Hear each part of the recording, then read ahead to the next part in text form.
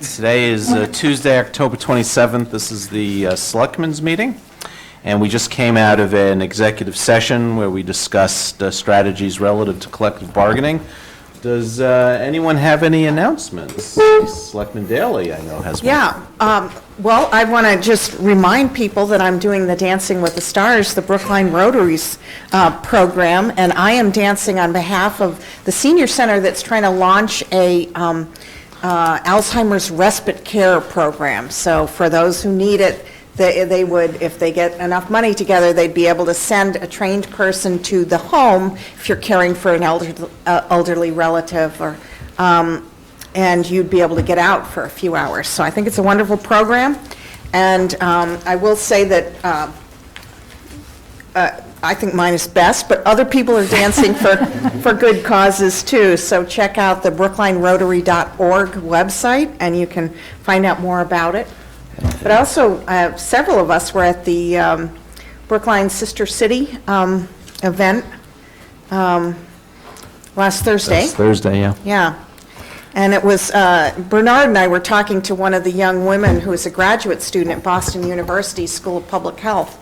And I continue to be impressed with how effective this little group has been in Brookline to kind of launch this. There's a very well, we have a sister city in a very poor part of Nicaragua, and in that area of the world and the surrounding countries as well, there's a very high instance of kidney failure. And so it is, you know, the people, the activists in Brookline have managed to stimulate the interest of Boston University School of Public Health, who routinely now is sending students down there to try to get to the bottom of this issue. They actually got a, I think it was a World Bank grant. It might have been the IMF. It was one, I don't know who does grants, but Yeah, so sure. they did get something. They did get a sort of international type grant to work on this issue. So it really is impressive, the efforts. And I would just add that in addition to being something that's very, very helpful to the people of Nicaragua, it provides an opportunity for students in the public health department at BU to get some really good experience and bring back some knowledge as to how that area is dealing with these problems that could be useful in our country. I mean, it's really a two-way street, and I think that's very important. And tomorrow night is the Senior Center Autumn Benefit. Yes. I'm surprised you didn't do I'm that. sorry, I was getting caught up in my own. So that's tomorrow night at 6 p.m. at the Senior Yeah. Center, brooklineseniorcenter.org. And I think you can buy tickets at the door, but people should check on that, because sometimes they do get sold out. But that's always a fun thing, and that's an important fundraiser for the Senior Center in June. Selectman Heller? I wanted to inform the board about a program that I'm trying to initiate with the Department of Health and the Brookline Housing Authority on dental services for disadvantaged in Brookline. Over the summer, I met with Dean Bruce Donoff of the Harvard School of Dental Medicine, and with Dr. Lisa Simon, who's an instructor there, and they've agreed to work with us on a first step, which is a screening program, and it's going to take place tomorrow afternoon in the Brookline Housing Authority Trustman Building, the community room. It's open to Brookline Housing Authority residents, any Brookline Housing Authority residents, and it'll be a screening program, take place from 3 to 5 in the afternoon, and we're hoping then to be able to refer people to dentists and dental clinics and hospitals and others who accept Mass Health. So the Lynn Karsten at the Department of Health has done a survey. We have information about what programs are available, what the waiting lists are, what the requirements, et cetera. So we'll be providing people with that information, and I hope, and indications from the Harvard School of Dental Medicine people that we can talk with them further about referring our residents to their clinic for treatment. We did, Dr. Balsam applied to the community fund for, I think it's called a Spotlight grant. It's small, but it would be used for to help with transportation costs, and it really is a pilot. So I'm hoping that this will get us into helping figure out ways to get dental services for poor people in Brookline. It's desperately needed. During the campaign last spring, I was reminded again of how desperately it's needed. And so I hope that this will really be a good beginning. We'll see. And Selectman Franco, you have something. Compliments to Selectman Heller on that exciting program. I just wanted to remind people that also tomorrow evening, there is a forum on visioning for the Route 9 corridor. Yes. It's going to take place at 7 p.m. In this very building in room 103.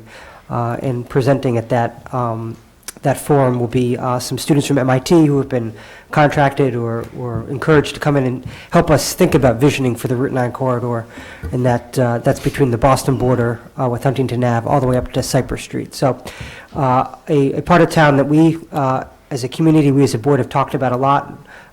There's some exciting work that's taking place there now with the Right Cab site and Brookline Place, but certainly more work could be done, and I hope this is the start of some tangible actions. Right, and lastly, I have one more. you go, and then I'll do a Okay. lastly. Mel and I went to the vigil that the Jennifer Lynch Foundation had last week, and it was very moving, as always.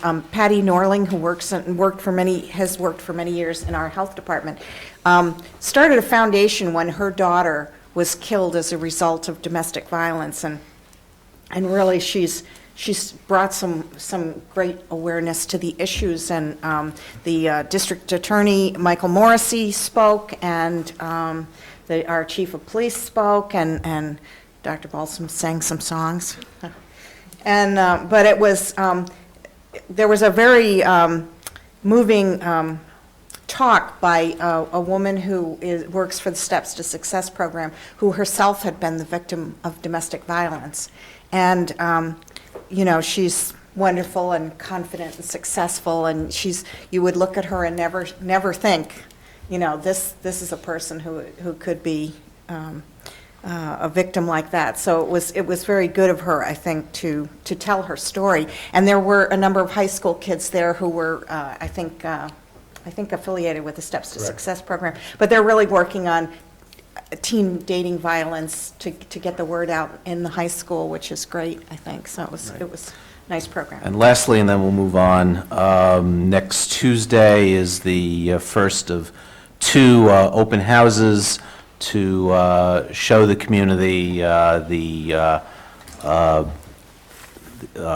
ninth elementary school site study and the potential sites.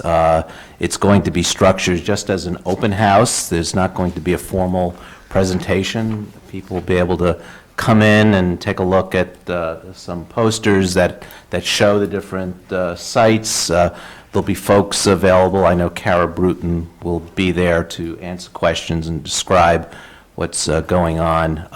It's happening at the same time this meeting that we meet, so that creates a little conflict for us.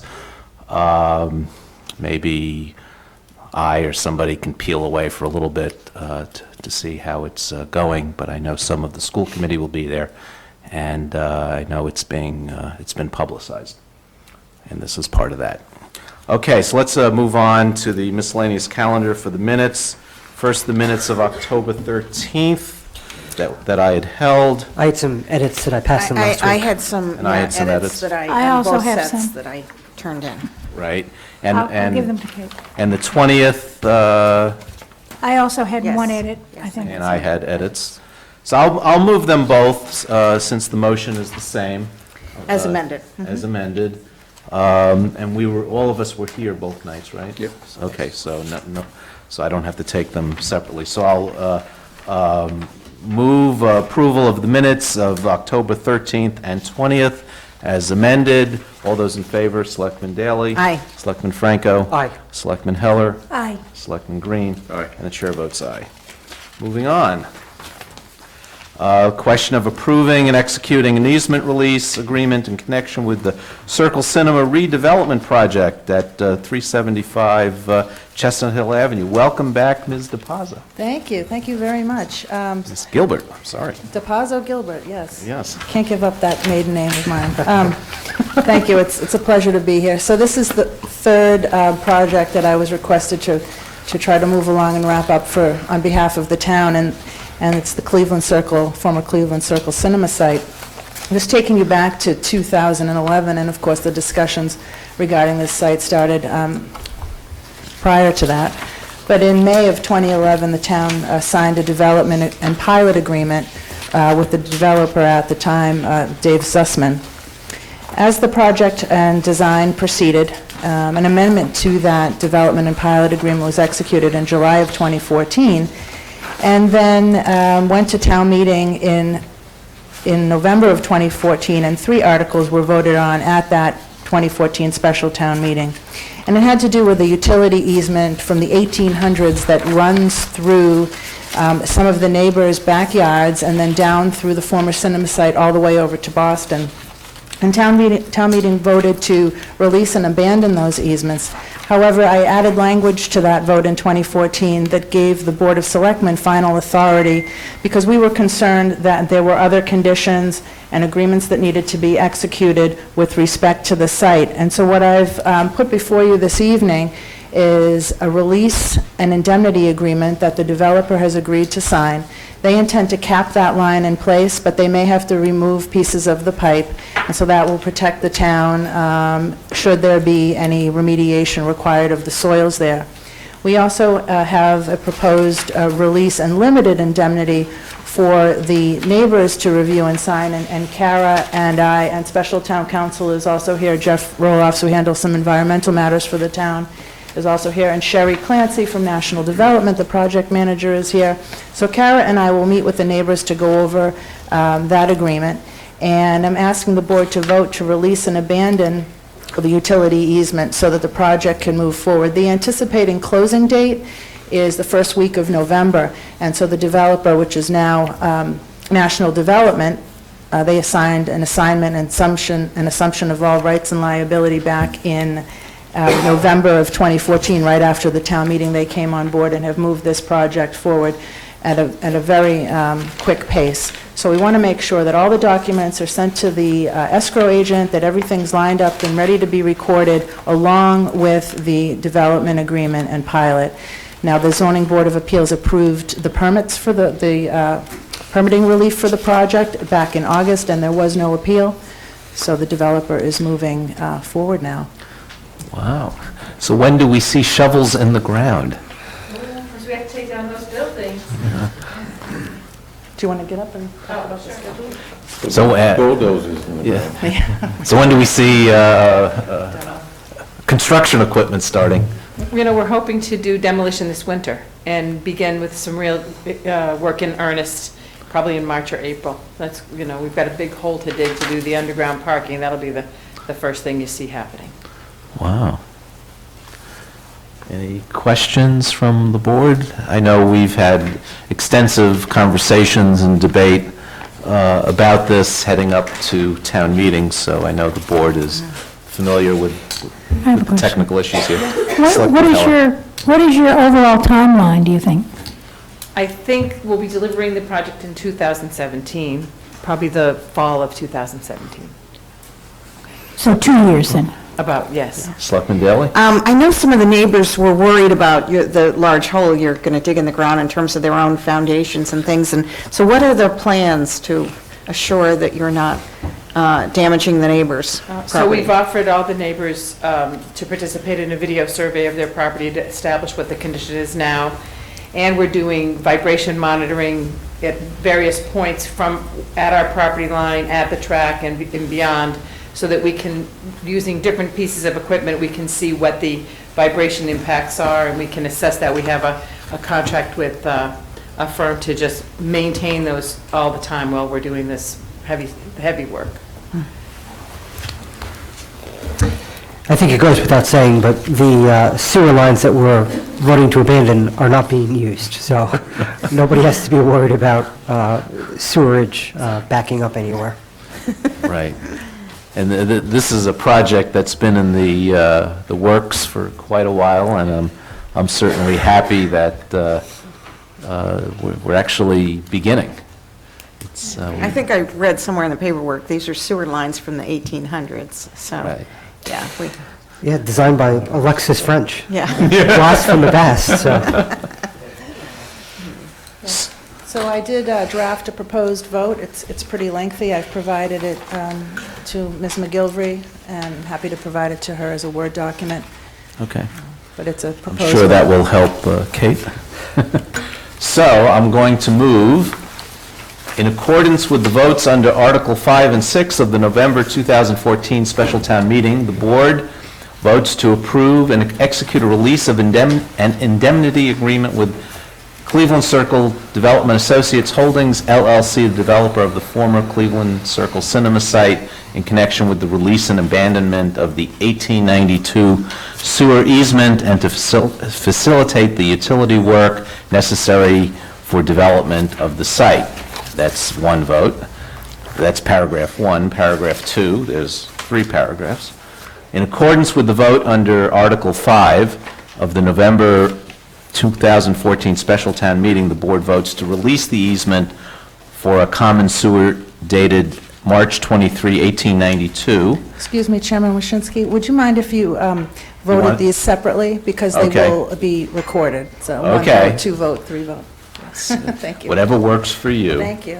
So for the first motion, all those in favor, Selectman Daley? Aye. Selectman Franco? Aye. Selectman Heller? Aye. Selectman Green? Aye.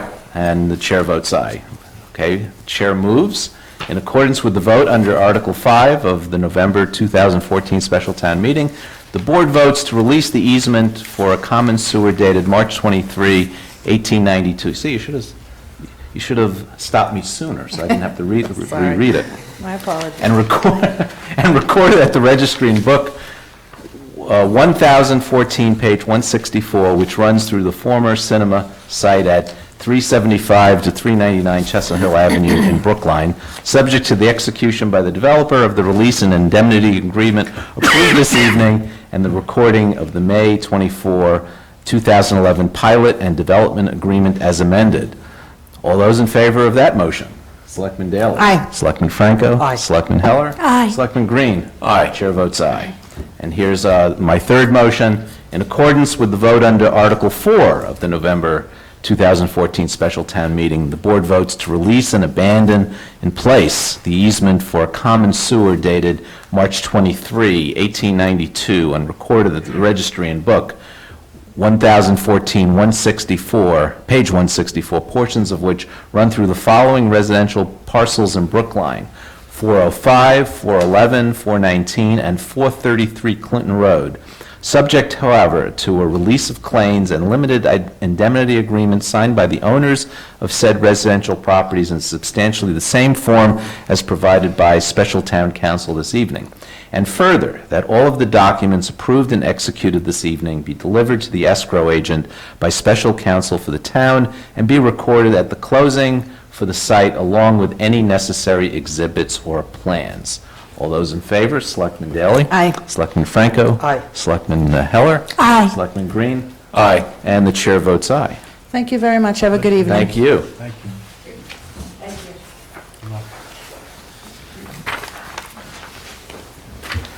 Moving on in our calendar is the question of approving the following change orders for work performed by Systems Electrical Services in connection with the contract for fire stations number 5 and number 6.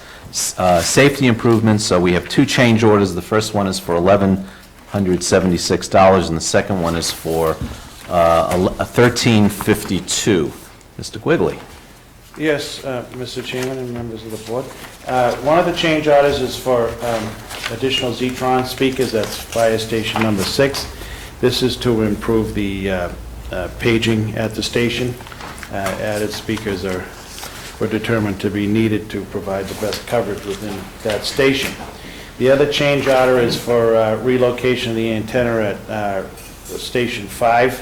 It had to be relocated because the initial design location did not provide the appropriate coverage, so that is the cost of relocating the antenna at Station 5. So in the speaker edition change order, there's a mention in the cover memo about raceways as well. I'm wondering what raceways are. Pipe, Pipe. EMT.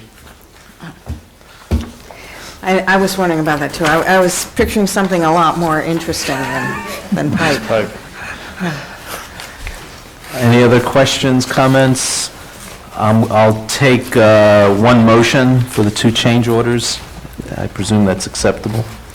So I'll move that we approve the following change orders for work performed by Systems Electrical Services in connection with the contract for fire stations number 5 and number 6 safety improvements. Change order number 1, $1,176, and change order number 2, $1,352. All those in favor, Selectman Daley? Aye. Selectman Franco? Aye. Selectman Heller? Aye. Selectman Green? Aye. Chair votes aye. You're up again, Mr. Quigley. Question of approving the change order in the amount of a credit of $118 with Lambient Construction in connection with the old Lincoln School renovations project. What's going on? Yes, this is, there's two items on this change order. Change order number 8, you approved the installation of a door for $1,300 into the vice principal's office. We revisited that, and that will be done by town staff, so we can take the credit back for that change order. The contractor won't be doing that. And the other item is for a protective shroud over the condensing unit, which is in the rear of the building. The rear of the building is a heavily wooded area, and it's also a steep slope of the roof, so it's subject to snow and ice and branches falling off and damaging it. So it was felt that a shroud, which was not owned in the contract, would protect the town's investment. The net of those two change orders is a credit of $118.59. Any questions, comments? I'll therefore move that we approve change order number 9 in the amount of a credit of $118.59 with Lambient Construction in connection with the old Lincoln School renovation project. All those in favor, Selectman Daley? Aye. Selectman Franco? Aye. Selectman Heller? Aye. Selectman Green? Aye. Chair votes aye. Moving on, question of approving a change order in the amount of $1,190.48 to be performed by Eagle Point Builders in connection with the Fisher Hill window and door replacement project. Yes, this is to relocate the door. When it was installed, it was determined the door interfered with the existing arch and could not be opened a full 90 degrees, so it has to be relocated, which includes the previously installed blocking and flashing. Questions, comments? I'll therefore move the approval of the change order in the amount of $1,190.48 for work to be performed by Eagle Point Builders in connection with the Fisher Hill window and door replacement project. All those in favor, Selectman Daley? Aye. Selectman Franco? Aye. Selectman Heller? Aye. Selectman Green? Aye. Chair votes aye. We're postponing F, moving on to G, which is an H. Thank you, Mr. Quigley. And I. So these are all temporary wine and malt beverage license and liquor licenses and temporary wine and malt beverage license. And I'll make the motion. I'll note for the record that all of the applications have been approved by the police department. So the first one is I'm going to move the granting of a temporary wine and malt beverage license to Boston University, MET, in connection with a banquet to be held on November 2nd, 2015, from 6 to 9 at 808 Commonwealth Avenue. And I'm going to also move that we grant a temporary liquor license to Pine Manor College in connection with the following events to be held at 400 Heath Street: a wine and malt beverage license for a bar mitzvah on December 19th, 2015, an all kinds license for a bar mitzvah on February 13th, 2015. I'm also going to move that we grant a temporary wine and malt beverage license to Olive Connection, holder of a food vendor license at 1426 Beacon Street, in connection with a wine and cheese pairing class to be held on November 5th, 2015 at 1426 Beacon Street. Sounds interesting. All those in favor? Selectman Daley? Aye. Selectman Franco? Aye. Selectman Heller? Aye. Selectman Green? Aye. And the chair votes aye. Okay, moving on to our main calendar. And the first event,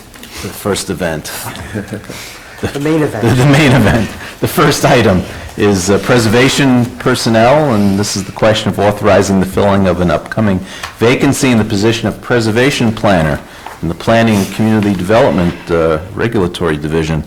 So we have a retirement, so tell us what's going on. Yes, we do. As you may know, Dr. Greer Hardwick is submitting her retirement effective sometime in January. Greer has served the town admirably for over 3 decades. I am certainly not proposing to replace her. I don't think we ever could do that. But I am requesting your authorization to proceed to try to fill the position.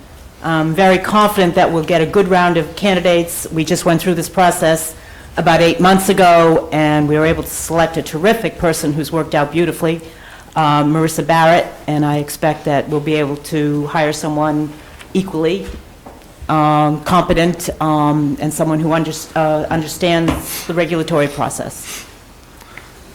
Okay. I'd like to say something. Sure. I'm so sad to see Greer Hardwick leave. I mean, obviously, I wish her very well in her retirement, but she's been such a terrific preservationist and help to the communities when we were trying to do the local historic district at Grafton McKay. She's been a big help. She's just, she's anytime anyone has been trying to do a project in their home in a historic district, she's always a great fountain of knowledge.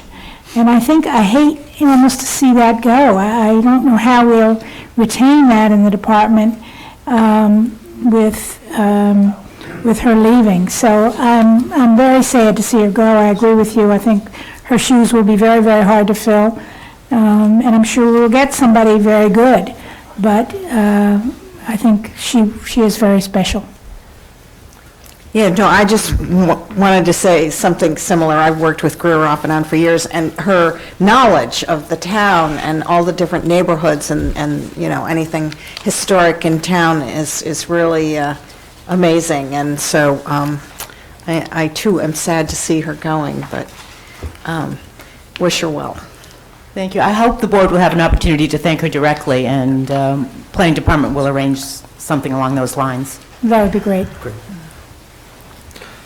Okay, so I'm going to move that we authorize the filling of the upcoming vacancy in the position of preservation planner in the Planning and Community Development Regulatory Division.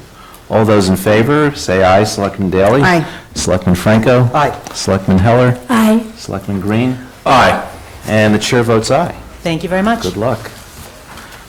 Okay, and now Mary Dewart of the Climate Action Committee, Kathy Lula, and Sarah Kittleman of Mothers Out Front, and I see Kathleen Scanlon going to join us to discuss the Brookline gas leaks and request that the board consider and vote on a resolution to support House Bill 2870 and House Bill 2871.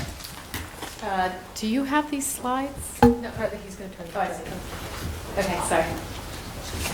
Why don't I introduce myself? while Sure, we're waiting please. For this slide. So my name's Kathy Lola. I've been a resident of Brookline for 22 years. I've got 3 kids in the school system. I love Brookline. and I'm also a member of Mothers Out Front, and this is Sarah Kitterman. I'm also a resident of Brookline for 18 years, 3 children as well, and I'm also a member of Mothers Out Front Brookline. And this is Ed Wall, who we've brought with us to help us out with any highly specific data questions and larger policy questions regarding the state. He's very knowledgeable. He's the energy chair and conservation chair of the Massachusetts Sierra Club. So he's going to help us out with some details if we don't have the answers readily at hand. And I'm Kathleen Scanlon, town meeting member, Precinct 3. I'm on the Climate Action Committee, and I'm also chair of Mothers Out Front. And we're working together with CAB on this issue. Okay. And sorry, Mary Dewar cannot be here tonight, so okay. just want to address that. I didn't bring that. Oh, okay, that's okay. So first of all, I want to thank you for having us here tonight. We're here specifically asking you, the Selectmen, to pass resolutions supporting H2871 and H2870 that's coming before the state legislature on November 17th. And what we're passing out right now are the resolutions. I think I passed them out. I'll ask Kate also to make copies. But the Climate Action Committee of Brookline met last night, and I neglected to tell you this earlier, but we did support the 2 resolutions that you have before you. They have the word draft. You can see it on the copy. Thank you very much. We weren't sure if they would already be here. Okay. So as many of you are aware, in Massachusetts, the gas pipelines are amongst the oldest in the country. In addition to being amongst the oldest, we have a very large percentage of those pipelines, about a third of them, that are very leak-prone, being made out of cast iron and unprotected steel. As was highlighted recently in the tab, Brookline has 351 unrepaired reported leaks reported by the utility companies. The oldest amongst these leaks are almost 20 years old and unrepaired. Massachusetts itself is home to approximately 20,000 gas leaks, many of which are decades old. These are natural gas, and we have a map of Boston. Is it not scrolling? There we go. So that's a map of methane levels in the Boston urban area alone. They're 2 to 3 times higher than were previously estimated, and the gas leaks in Boston alone could heat 200,000 homes per year, so it's quite significant. So in Brookline, we're, I think, either number 2nd or number 3rd in gas leaks for the state. Do you? We're the top 3. We're amongst the ranking top 3 of gas leaks. And these leaks are concerning for a number of reasons. First of all, they release methane, which is a greenhouse gas, which is substantially more potent than carbon dioxide. It's 85 times more potent than carbon dioxide over a 20-year period. And given the state's goal to reduce greenhouse gas emissions by 25%, by the year 2020 and 80% by the year 2050, identifying and repairing these gas leaks should be a priority. This speaks to the impact of the emissions in terms of the greenhouse gases. This is the traditional breakdown of contributions that people mostly think of: natural gas, electricity, fuel, steam. And really, the gas leaks, the methane from the gas leaks is not what people think of most readily. But when you layer that on top, it's an additional 10%. It accounts for about 10%, and it is an enormous contributing factor.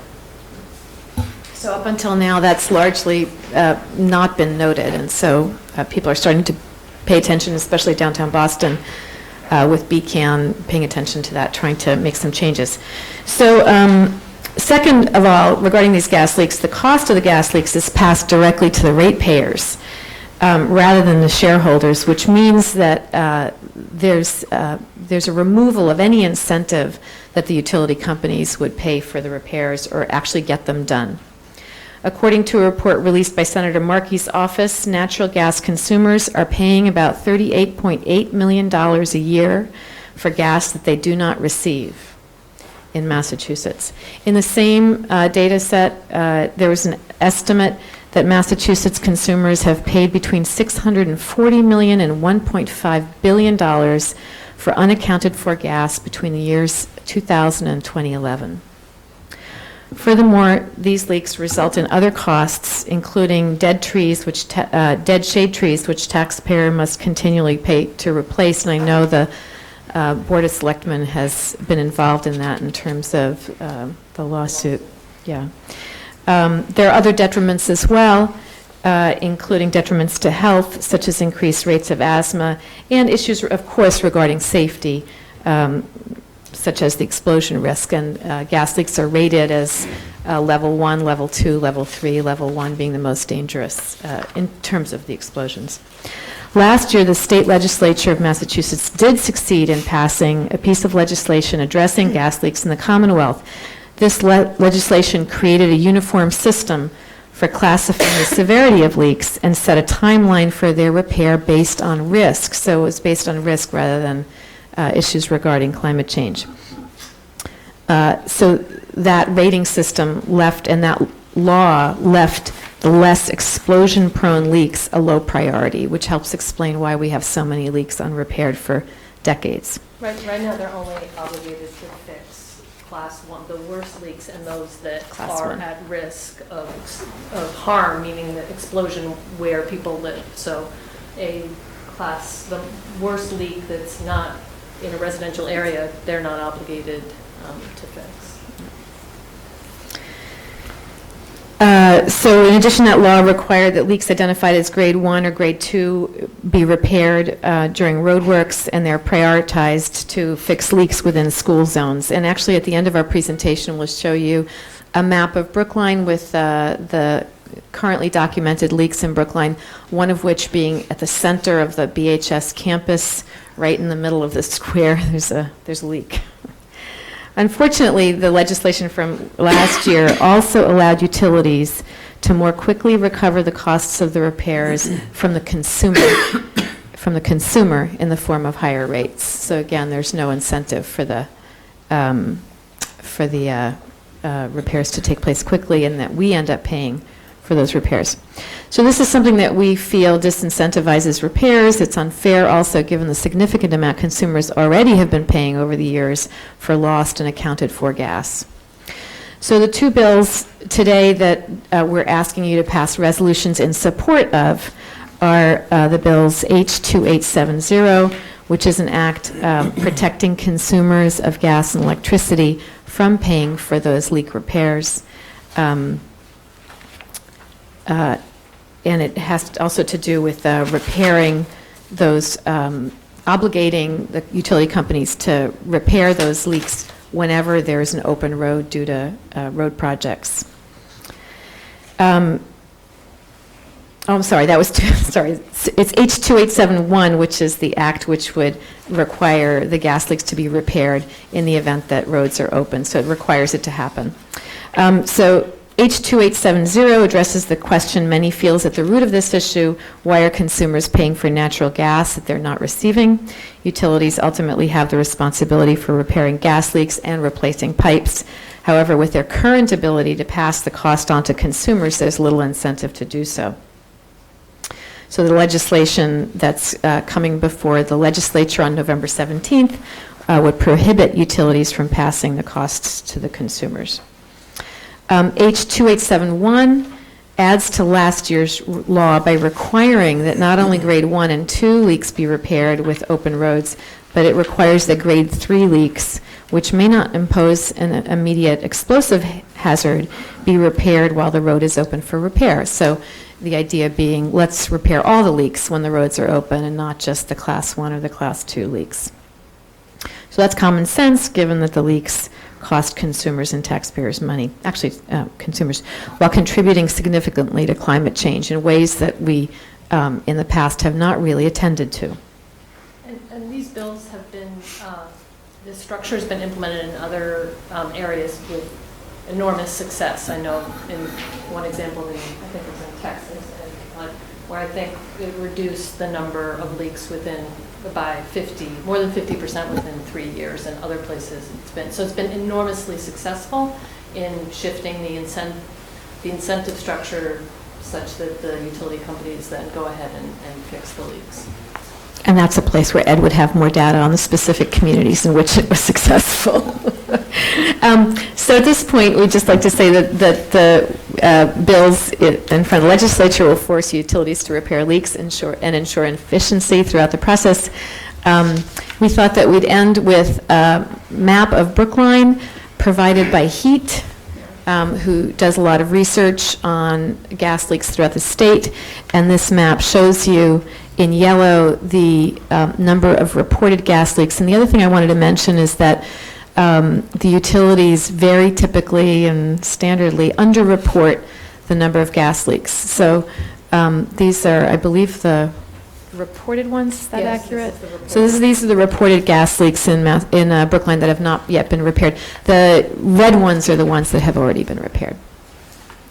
So, I don't know, Eddie. So bottom line, our air, their leaks, and we've been paying. You have anything you want to add? My name's Edward Wall. I'm Conservation Energy Chair for the Massachusetts Sierra Club. A year ago, after the safety bill was passed in 2014 and signed by Governor Patrick, we developed what I call a gas cost consumer protection bill.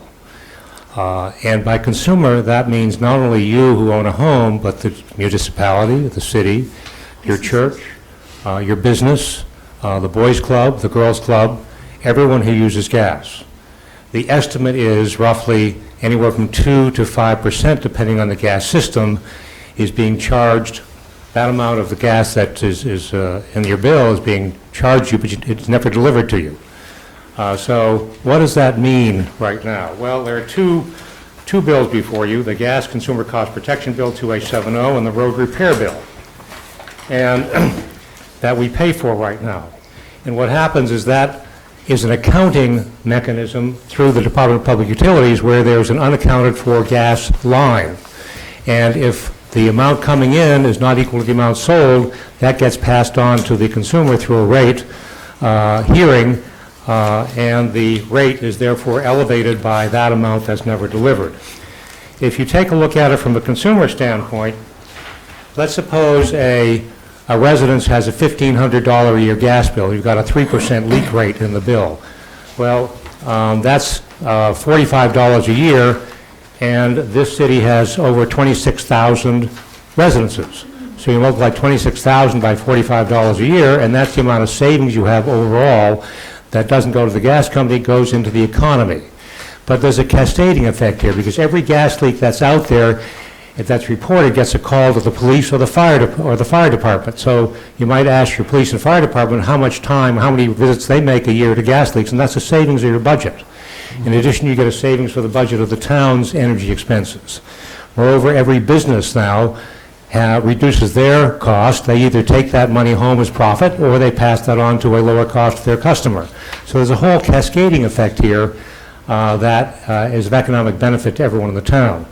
My estimate is using the utilities numbers that they filed with the DPU themselves and reported to the Joint Committee on Telecommunications, Utilities and Energy in the legislature, is that if you take the low figure they put in, the savings of the town on that estimate is over $500,000. If you take the higher figure they put in, it's close to $1 million.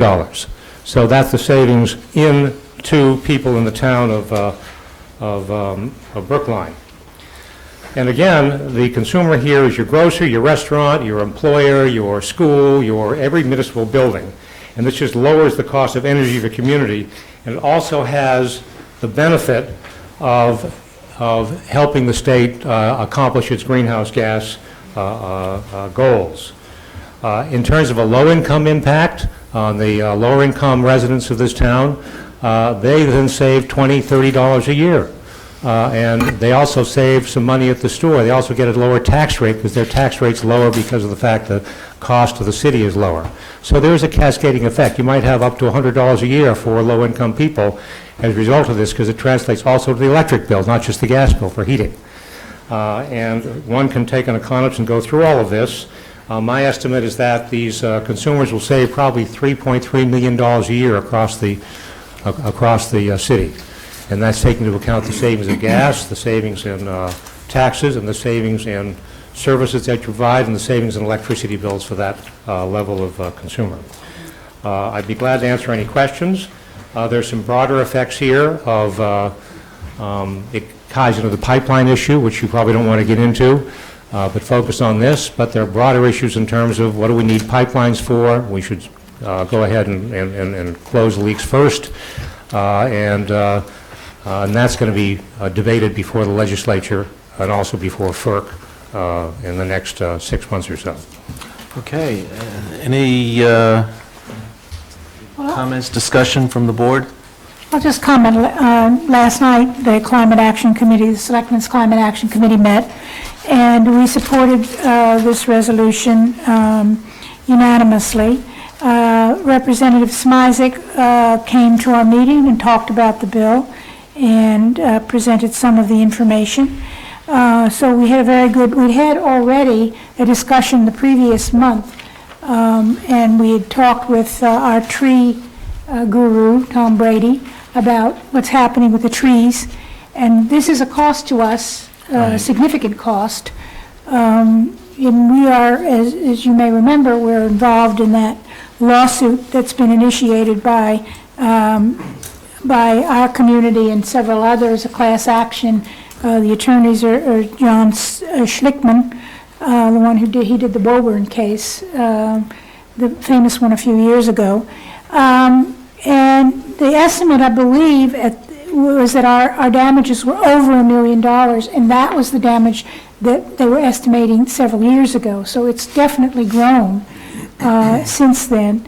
And so there's a significant cost there as well to us as a municipality, and obviously to our citizens, because we have to absorb the cost of that, of taking those dead trees down and putting up new ones all the time. So that's another factor, and it's mentioned here in the resolution.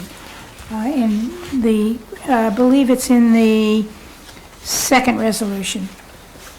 Selectman Daley? Yeah, I just had a question. Because of the lawsuit, I know the gas company has certainly been in my neighborhood replacing all the lines already. And I don't want to deter this work that has already been begun, and I'm just want to be reassured that this won't delay what the gas company is already undertaking.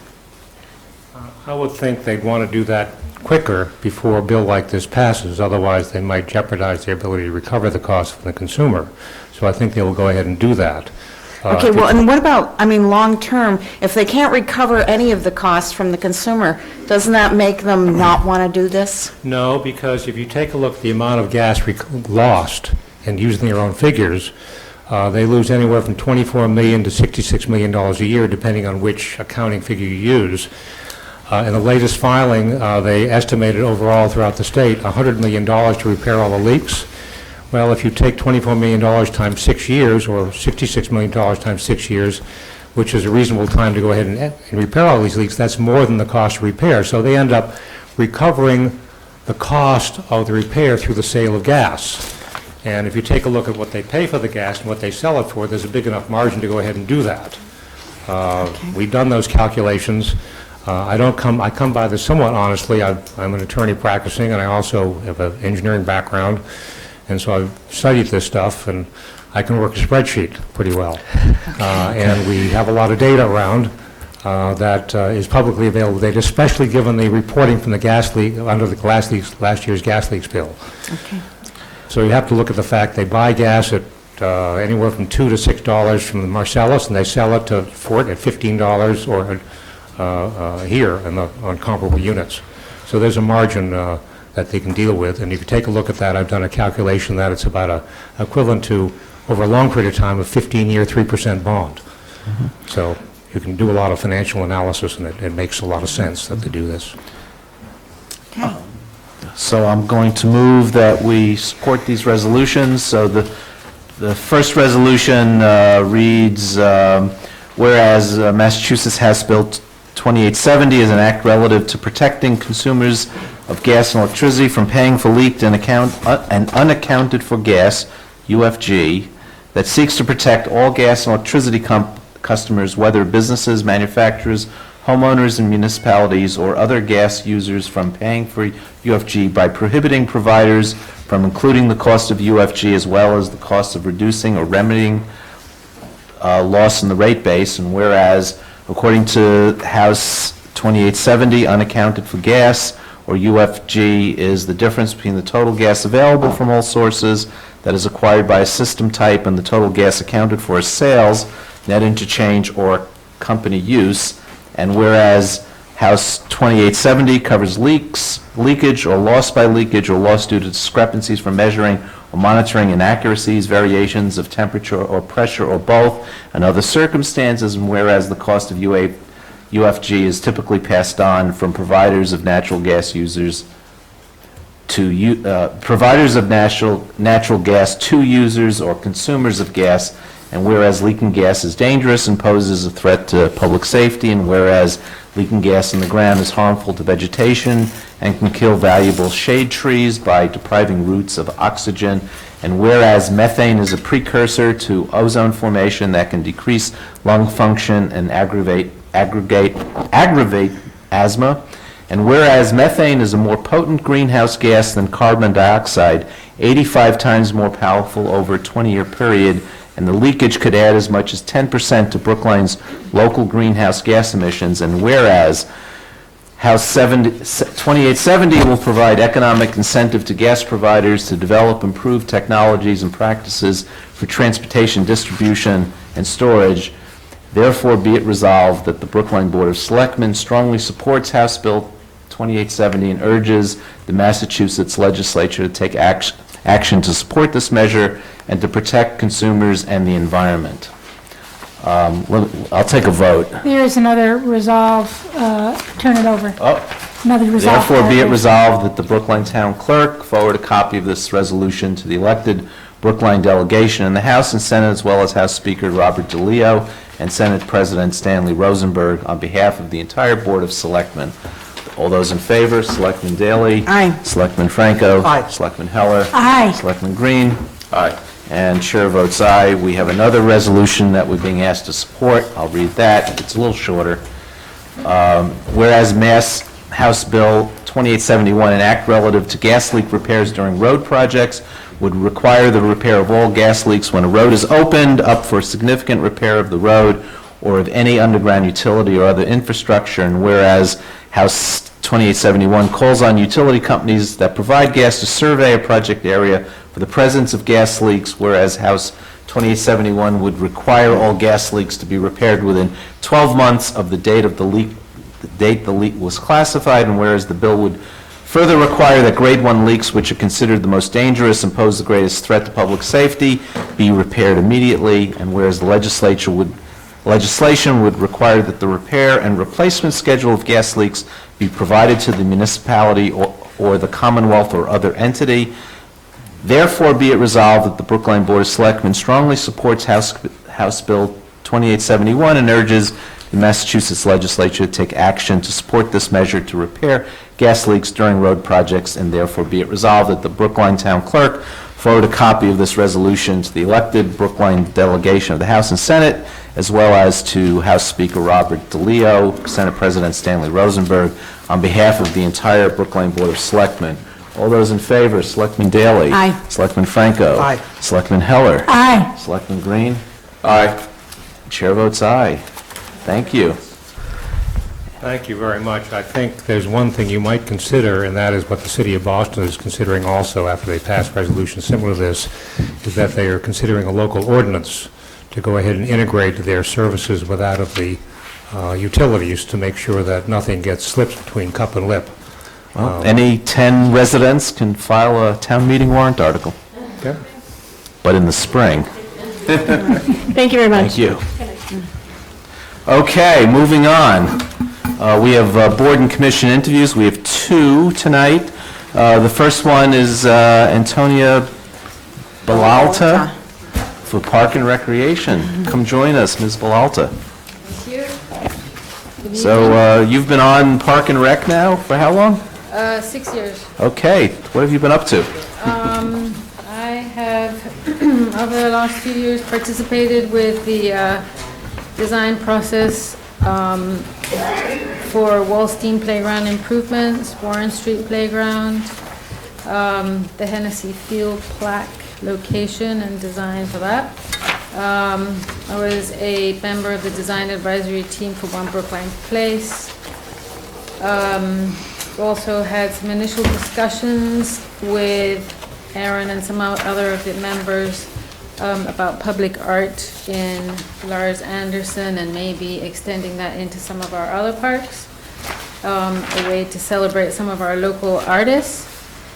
Helped with the review of the concussion policy. We have updated all our new signage components for Parks and Recreation, which was a big thing.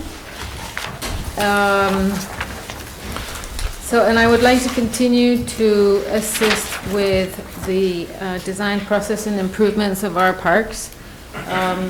Currently, I mean, over the last 6 years, we've really seen our parks, especially the small ones, being quite taxed.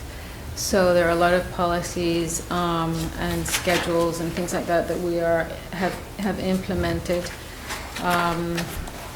and trying to balance out all the needs of the different neighbors and neighborhood parks. The other big mission, I guess, is for us to really protect our parks, especially with the growth of the city and the needs. So with Warren Article 97, we're starting to look at how we can really protect our open spaces.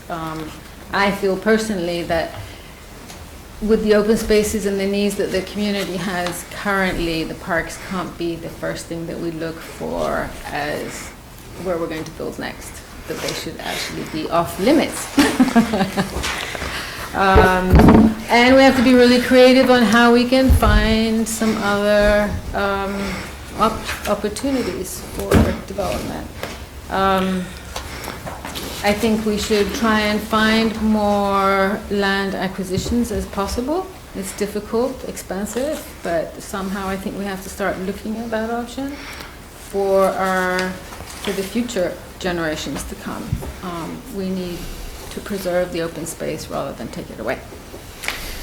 I just have to respond, because I think you're referring to our school study. They looked at 26 sites before, and there were, a lot of problems with acquiring them or something.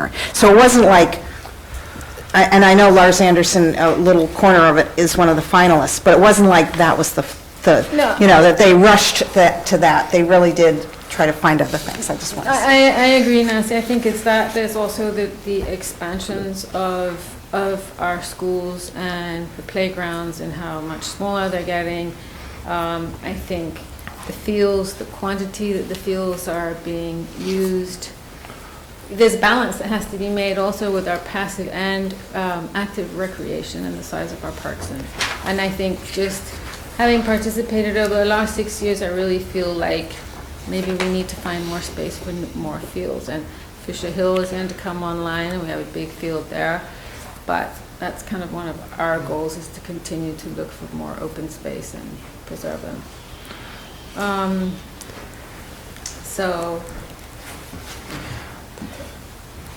Do you have any suggestions on where we should be looking?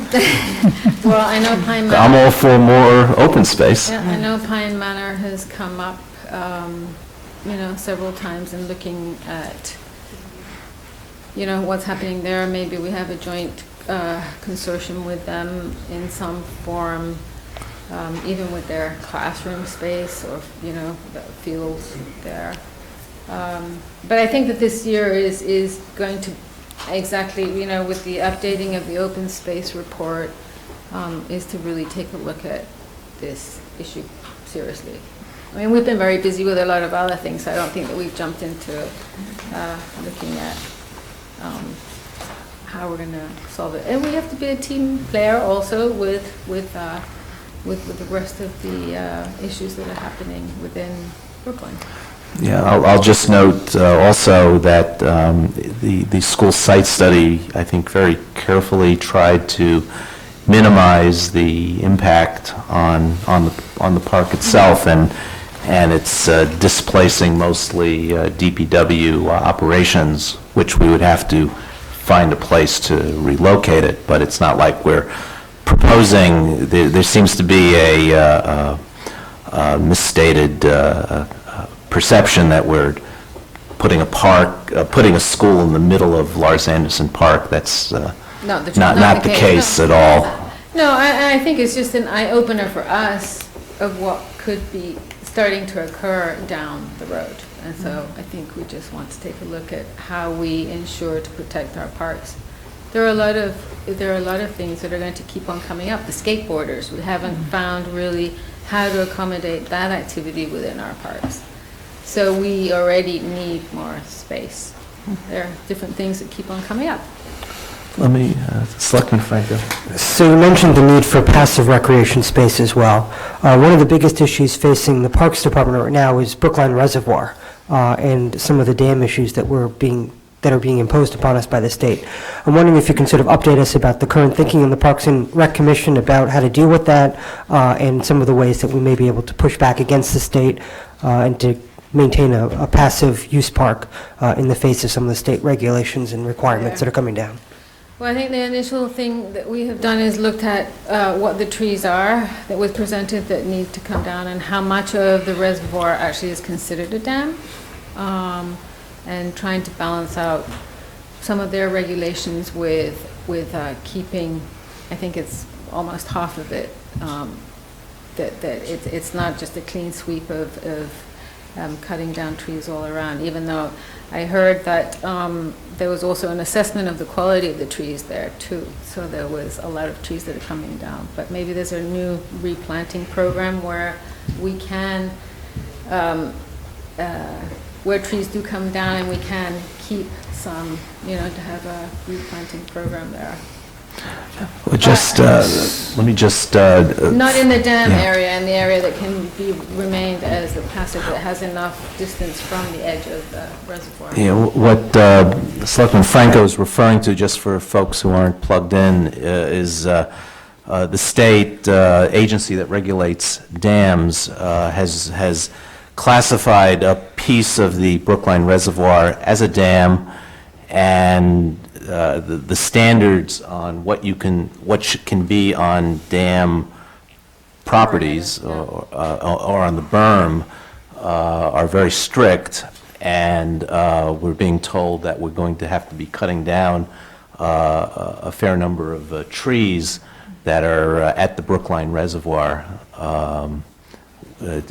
And as Ms. Galantine, the Parks Director, said to me, kind of the Chestnut Hill Reservoir is kind of a model of what's required, and the thought of the Brookline Reservoir looking like that just gives me the willies. Yeah, I think that's terrible, because the cherry trees around there are just gorgeous, and it's not even in use as a reservoir anymore. So I think. But it's holding back water. Anyway, my question, though, is I'm the selectman working on the Devotion School project, and as you mentioned, that is, the playground there is going to be smaller than it used to be and accommodating more kids, so it's a prime example of what you were talking about with us having heavy use on a lot of our spaces. And one issue, so we have been talking about an artificial turf field there, just to accommodate the heavy use it's going to get. But some of the parents brought up concerns about the crumb rubber, the tire, artificial turf fields. And, at first I thought it was much ado about nothing, but I actually then went and did some research and just discovered that, no, there may be some legitimate reasons for concern about having, especially young children, every day out on this surface.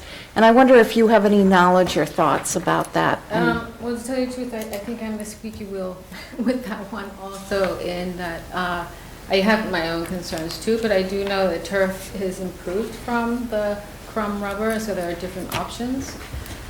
And there will be a presentation next month in our next meeting to show us and give us, more specific data with the new technology. I would also like to see how many of our open fields we actually convert into artificial turf. I think there, again, the experience of stepping on grass and stepping on artificial turf, and that's again the balance between the experience we're giving to our youth, an artificial turf, I think, has to be in a location that has enough space, that has real green space for the population. So it's a tricky balance. Economics is one, maintenance is another. I think the installation of artificial turf is much more expensive on the upkeep. At the installation, but natural turf is also more expensive to maintain for a period of 10 years. But I think the real benefit is the longevity of the time that you can use a field. When it's wet, you can't use it. In the artificial turf, you can. But it's one of the things that we see happening. Our parks are really becoming smaller and smaller and smaller. And so as a landscape architect, the environment is of a big concern, and I think we should be looking at the big picture. And if we need more artificial turf fields, we need to find more open space to keep the balance between all of our needs. Mm-hmm. So, any other questions? Well, we're not going to be voting tonight, so we thank you for re-upping. Mm-hmm. And it's a great board. Yes. And it's such an important board, too. Great, thank you very much. Okay, thank you. So the next interview is for the planning board. Mr. Odens, come join us. Tell us about yourself. My name is Matt Odens. I've been a resident of Brookline for 20 years. 16 years in Brookline, 20 years in Boston. I live on Brington Road with my wife and daughter. We're lucky to be in one of the Shepley houses on that street, so we feel privileged to live in and be stewards of a piece of Brookline history. I'm an architect. I've been practicing in Boston since we moved here in '95. 10 years of that with a firm here in town, 8 years under my own name with a partner. We started our firm in 2007. We focus on institutional projects, cultural projects, in a lot of them in New England now, certainly in the last 8 years. I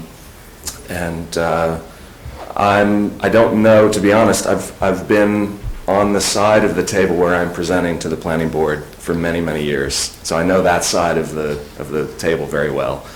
I think it would be great to have an opportunity to sit on the other side of the table and have an effect on the shaping of the town that we've called home for 16 years. We love Brookline. I think there's a lot of exciting projects happening. I know that the Coolidge Corner Library, as an example, is pursuing a grant from the state. That will be an exciting project. We spend a lot of time there as a family. There are projects closer to our house that directly impact us and our neighbors that we are keeping an interested eye on. I'm a member of the design advisory team for the project currently occupied, the building currently occupied by Partners Health at the corner of Brington Road and Cypress. There are a lot of very interested parties to see how that's going to shape out. We have a 2-year-old daughter who's hopefully going to be entering the Brookline school system, so I'm very interested to see how things develop on that front and would like to be involved in that in some way. I don't know, to be perfectly honest, I don't know a lot about the Brookline master plan. I don't know what the sort of larger vision is for growth in the town. I'm familiar with Brookline zoning only as it relates to doing work on my own house. I haven't done work personally in Brookline other than that. So there would be a learning curve for me. I don't feel daunted by that. I think I'd be a quick study, and I think I would contribute to the board a strong background in design, specifically in urban design. We tend to, as architects, look beyond just the limits of the constraints of our site and try to really focus on how that project and that site is part of a larger context. I think that's important as a designer, and that's the kind of thing that I would be looking at other designers also to be considering as they bring projects to the planning board. So I think I would learn quickly the sort of rules of conduct for planning board, the sort of procedural things, the specifics of the zoning bylaws, the specific plans for growth, and would like to be able to contribute to that in some way. This is a board that meets a lot. They're pretty much every Thursday night, and sometimes in the mornings. I've heard. How do you feel about that? It's a concern. I'm busy, and especially as a new parent, but you make time for things, and I think I would like to think that I can find the time to do that. And if I'm appointed to the planning board, I would make that a priority, and I would be at the meetings that I'm required to be to attend. I live very close by, so it's not difficult for me to get here. Evenings tend to be the best time for me, so I would work to minimize any conflicts with my clients and evening meetings, travel, that sort of thing, to work around that. Questions? Mr. Franklin? So, accepting your own work, what's your opinion of sort of design in and around Boston? I've heard that an active conversation in the architectural community is we in Boston, we in New England are a little timid when it comes to design, and there's much more exciting things happening in other parts of the country. I think that's true. I think that there are also a lot of places that are much less interesting than Boston. I grew up in Washington, D.C. That is one of the more stale cities, I think, to practice as an architect. There are a lot of restrictions. The capital, the proportions of the capital ripple through the city and have a big impact on what gets built in DC, and I think it's a little bit stifling. So moving here, to be honest, despite the kind of conservative tendencies of a lot of New England towns and clients, honestly, for me, it was refreshing. It was, there are a lot of designers in Boston. The schools here are terrific.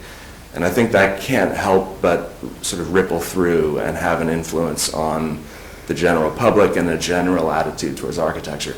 For a town like Boston to have a building like the ICA built, as an example, that's a pretty forward-thinking project. Some people like it, some don't. There are other examples in town, I think, that have pushed the envelope for architecture in Boston, which I think is great. It raises design to the level of public discourse. I think it creates a kind of healthy debate.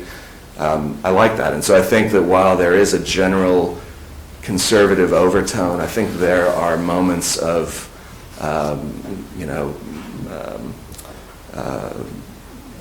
what's the word, invention and risk-taking that we also see here. Maybe not as much as we might like. I know there was an article recently about how bland the high-rise buildings in Boston are. I don't disagree in general terms. I think that there are a lot of sort of fingers pointed in that article. I think there are a lot of contributing factors to that. Some of that is policy-driven. Some of it is the designers themselves. Some of it is the client and the aspirations or the budget-driven decisions. So I think there's a lot of opportunity in Boston. I think it's actually a pretty exciting place to work, and I'd be happy to contribute to some way. Any other questions, comments? But do you do most of your practices outside of Brookline, obviously? You haven't? Yeah, we haven't done any work in Brookline. As I said, the only project I've done in Brookline is my own house. I'm sure that was daunting. Yeah, and actually not even a lot in the Boston area. Actually, I should take that back. We've done some work for Boston College, so Chestnut Hill. But generally speaking, we're working in the New England area, but we're in actually a lot of towns in Massachusetts. Right now we're focusing on cultural projects primarily, so museums and libraries are the two sort of biggest sectors in our office.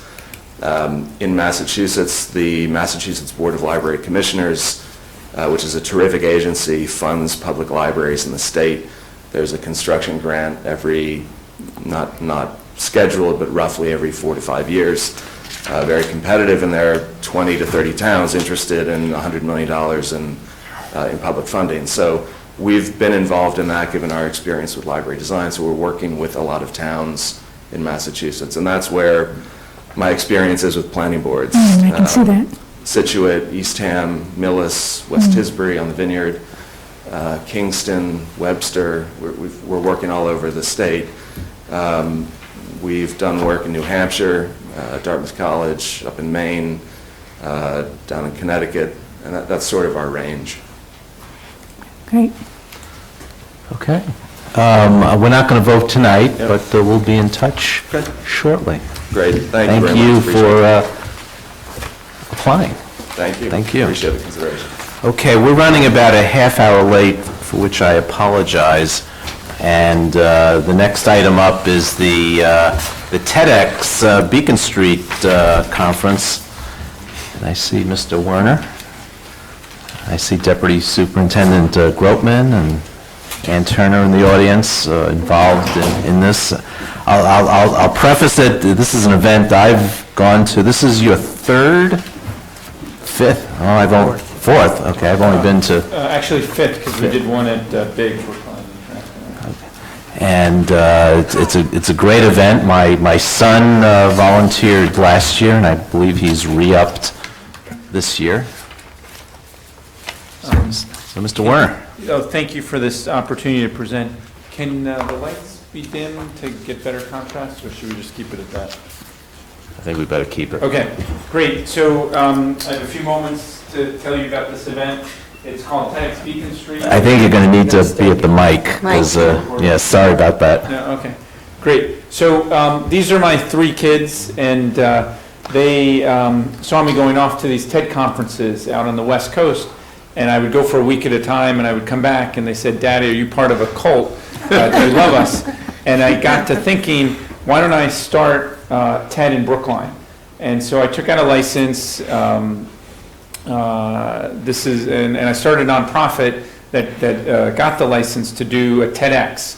And we decided to name it TEDx Beacon Street because Beacon Street is a major street in Brookline, but it also, we want to be a beacon of inspiration. The nonprofit we founded is called Ideas in Action, and we really want to spread ideas. And all the speakers that we have on stage, we encourage them to do field trips throughout the year and get people out into the community so people can really get exposed to the ideas. My 3 kids have had a great experience at the Lincoln School. We live 2 blocks from it. I approached the superintendent in 2012 and asked if we could use the building. The superintendent said, sure. Something about this event, there's no one salaried. We only have 5 budget items, and everything else is donated. We're incredibly cheap. That's partly because we haven't raised money for luxuries, and we like it this way, and we want to focus on building a magical community. Our first speaker was Sunita Williams, traveling 18,000 miles an hour in the International Space Station as she was hurling around the Earth. The event is actually 3 days, and it's November 13th, 14th, and 15th. On Friday, we have 100 people coming, and we're going to train them on this idea of doing field trips, and I'll tell you more about that. On Friday night at the Brookline Teen Center, we will have a escape velocity party, and we say escape velocity because we want the ideas that we're going to put on stage to get velocity. We want people to talk about them. Then Saturday we have a family-friendly portion where we encourage parents and guardians to bring children, and the talks are geared to that audience. There are 6 anchor sites that TED has simulcast from their home page around the globe that weekend for families, and we're one of them. And then Saturday night is adult talks, and Sunday is adult talks. And we have an after party at Run Base, which is in Boston. We use the whole building for this event, and we've gotten hundreds of Yogi Bo's. Ann Turner has been instrumental in that this year. These are 5-person bean bags, and people sit on them throughout the building, and kids play with them. We've gotten furniture donated. This is the room where I vote every year. It's also a multi-purpose gym. We make this into the green room where the speakers spend time getting ready for their talks. So to date, we've had 300 speakers. And this was last year's cohort. We had 65 last year. These are all images of them on stage. I actually looked up, and I think we've had about 50 of the 300 speakers from Brookline. And Captain Grotman was one of the first ones. David Rose was a speaker. Emmy Ferguson, Juilliard graduate. This was Oscar and Leslie. That's the Oscar for Casablanca. Oscar didn't speak. He was just held there. This is Norman Spack, a proud Brookline High grad who gave a talk. Tony Chan. This is Scott Kirshner gave a nice talk. Gulnara, an amazing photographer, gave a talk. Marcus Quigley, I bet he's been in this room, an environmental engineer, opera singer, person who wrote an opera, Susan Silverberg. We've had Ed Gravero. He was a doctor who handled a lot of the cases after the marathon bombing. This is a helicopter pilot, gave a talk. Shannon Liss Reardon, Colin Stokes. So I'm showing you we've gotten a lot of people from Brookline to give talks. I also, that's Grace Kelly. We've also had a lot of people from around the world give talks come to Brookline, which is special. Here's another thing that's very unique about this event. Last year, we had 191,000 people watch the simulcast of the 2 days. We had every country watch except for 7. And I found people in those 7 countries this year, so I think we're going to run the table this year. I want to get 100%. We've had, 2014, we had the most content from our little event, and there are 13,000 TEDx's on the planet. Get on TED.com's website. And to date, we've had over 30 million views of our 300 talks, and that's the most of all the 13,000 talks. This is this year's lineup of speakers. It's better than ever. We have some unknown people who are going to give great talks. We have some famous people who are going to give great talks, and it's going to be wonderful. It's a 3-day event, 85 speakers. We have 3,000 people that are going to be in the building over the course of the weekend. And a big part of this event is not just having speakers on stage, but we're flipping the conference model. We try to treat the audience as special as the speakers. And we do that in a few ways. The auditorium only holds 290, so the 3,000 people, you guys may be doing the math and saying, that sounds nuts. Well, we create a great experience throughout the building where people can meet interesting people. The price of admissions, the event is free. And what we do is we ask people to give a fun fact, and we post those, and we tell people, find people and learn fun facts and talk about the ideas, and that's how we can get ideas out there. And people often meet people and go on the adventures throughout the year. We also respect people by making it family friendly, and we have 100 pounds of Lego, and this was flown in from the Czech Republic last year, augmented reality sand. We also respect the speakers by having professional makeup artists help them look great. And we have a whole team. One of our 5 budget items, and this is 90% of our budget, is this video crew. And they do, when Aerosmith is in town, they handle their stuff. We have 4 high-definition cameras to document. We also have a Charlie Rose room where after the speakers give talks, audience members can go interview the speakers in another room. We put that content online. Ann and Captain Grotman have been instrumental the last few years as leaders of this effort.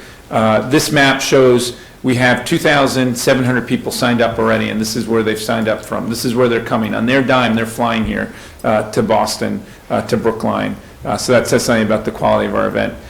These are some of the fun facts. These are all online if you want to read about some of the people who are coming.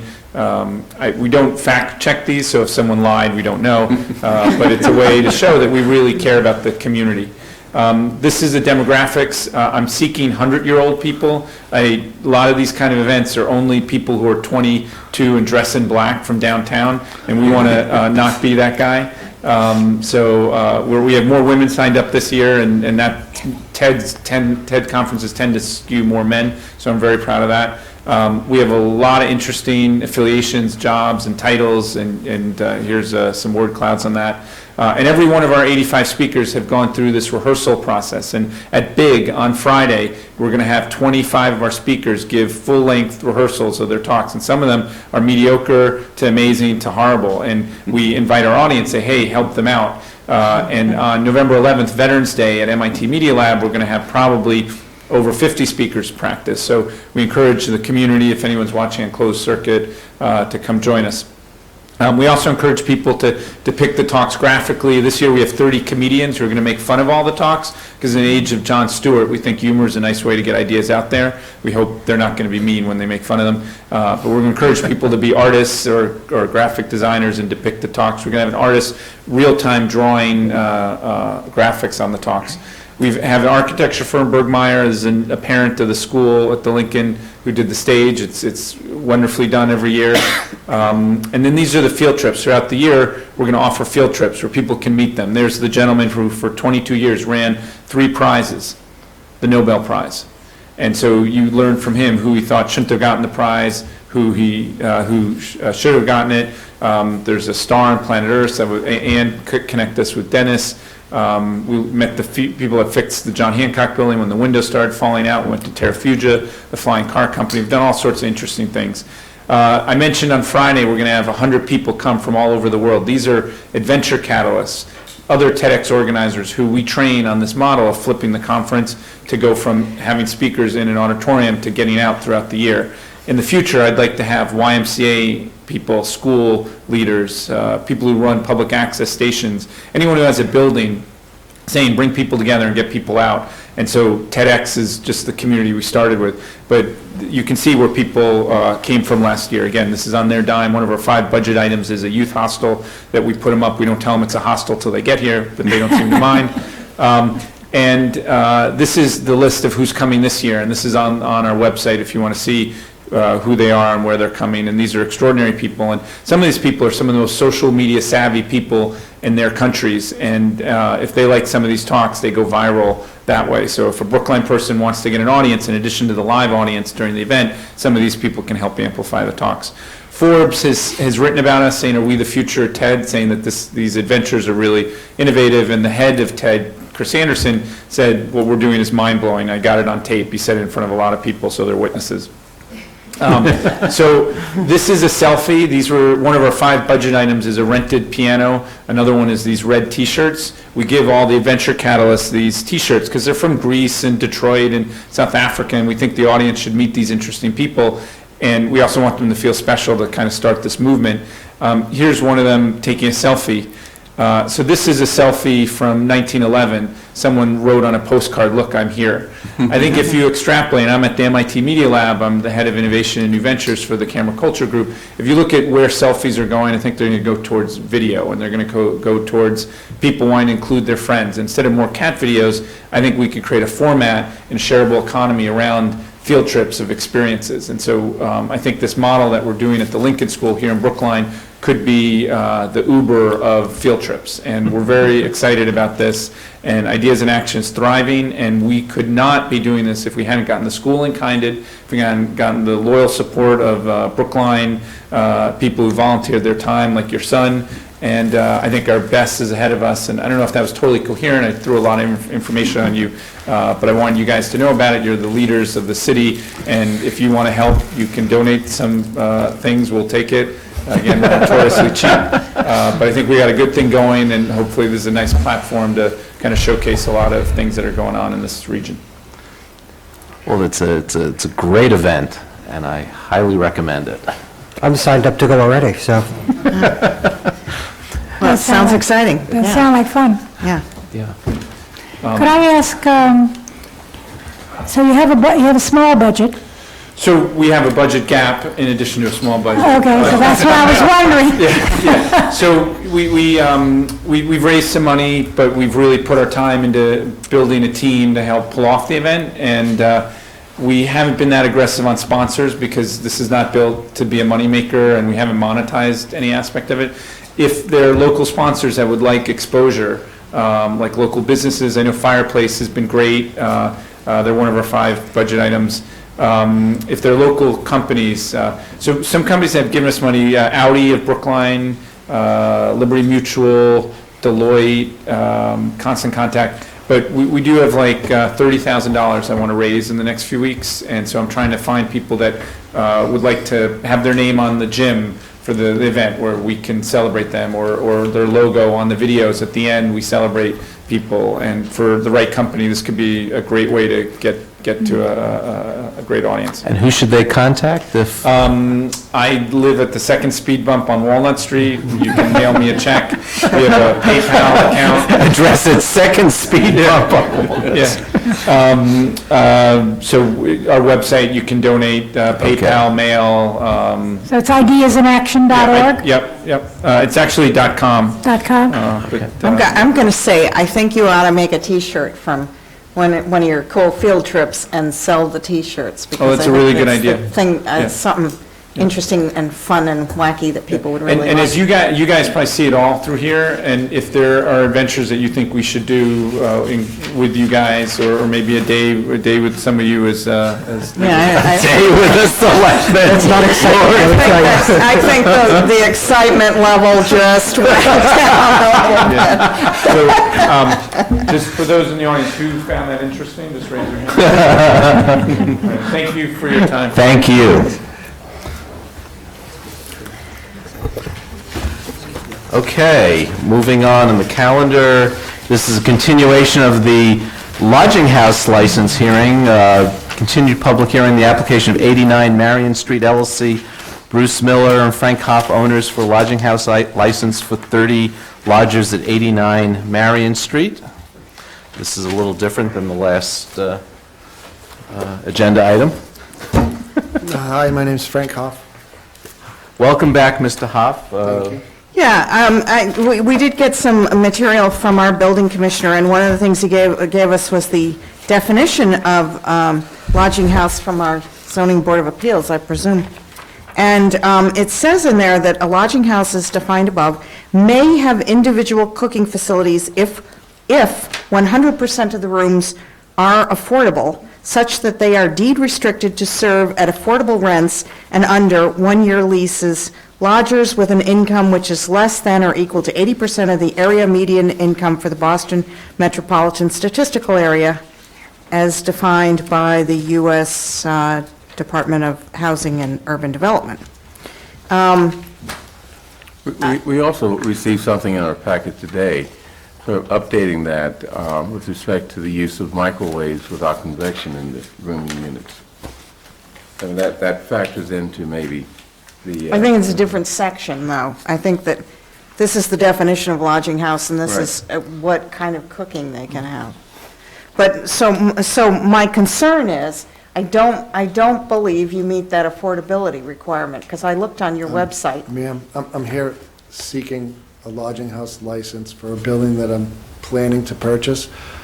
I haven't filed a plan to rehab, and if I did, it would be denied, and they would suggest I take a different route.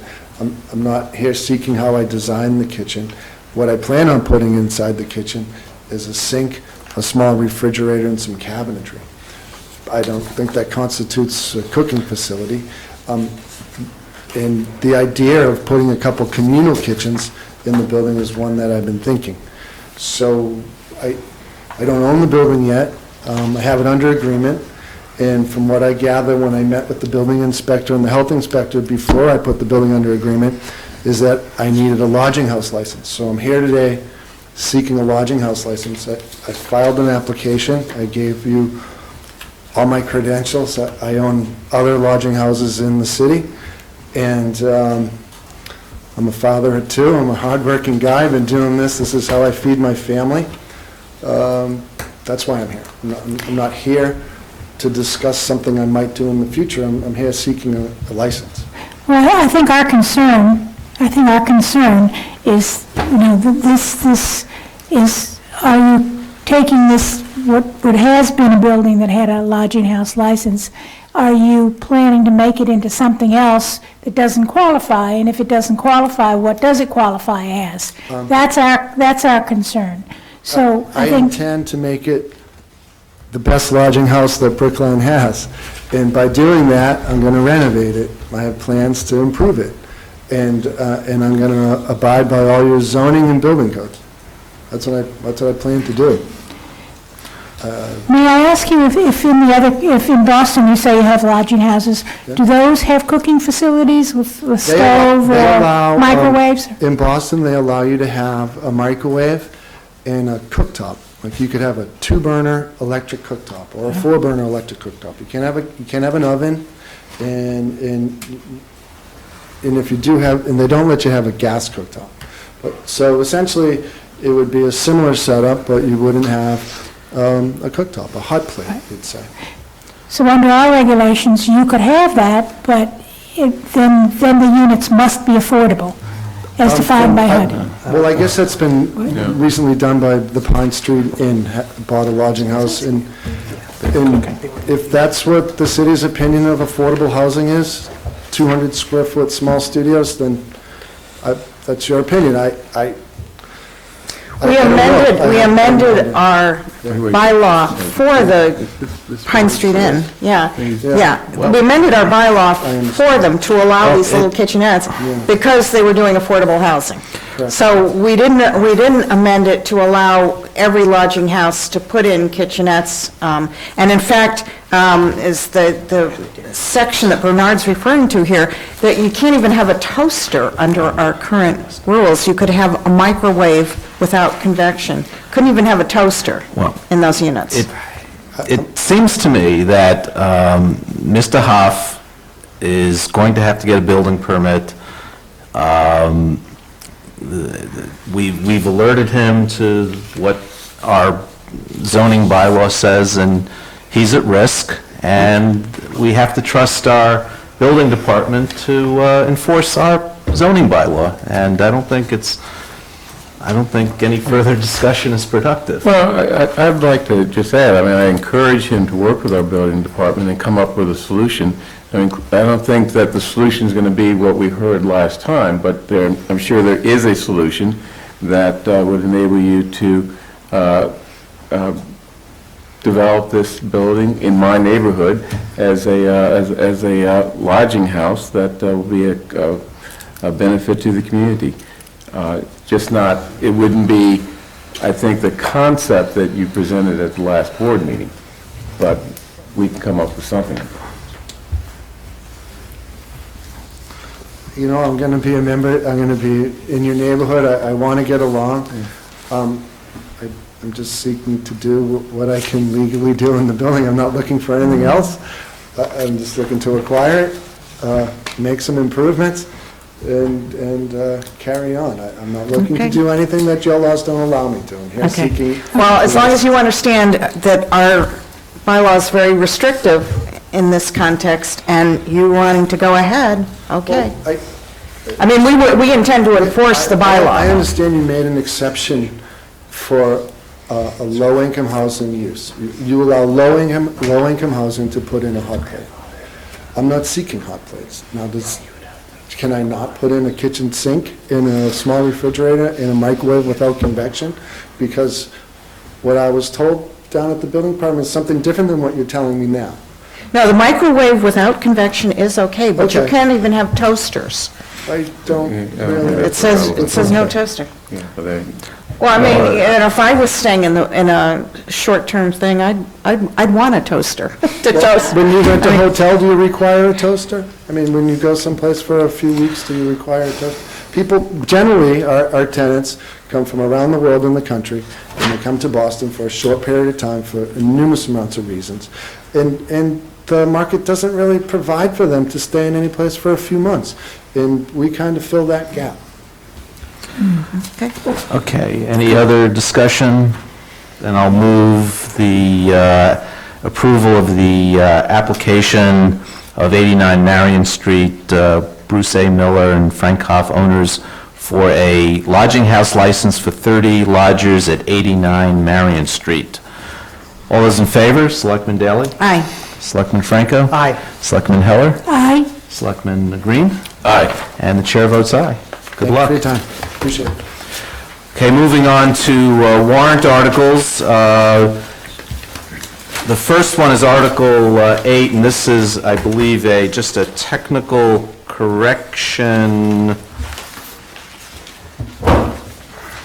And it was like one word. It is one word, and you previously voted it, so you need to procedurally vote to reconsider. Right, I just, which is the word? All. You good? Yeah, I think it's all, but I'm not even sure where it goes. Yeah, it's in the title, mandatory training for all town meeting members. And then the first line, all. All town meeting members shall.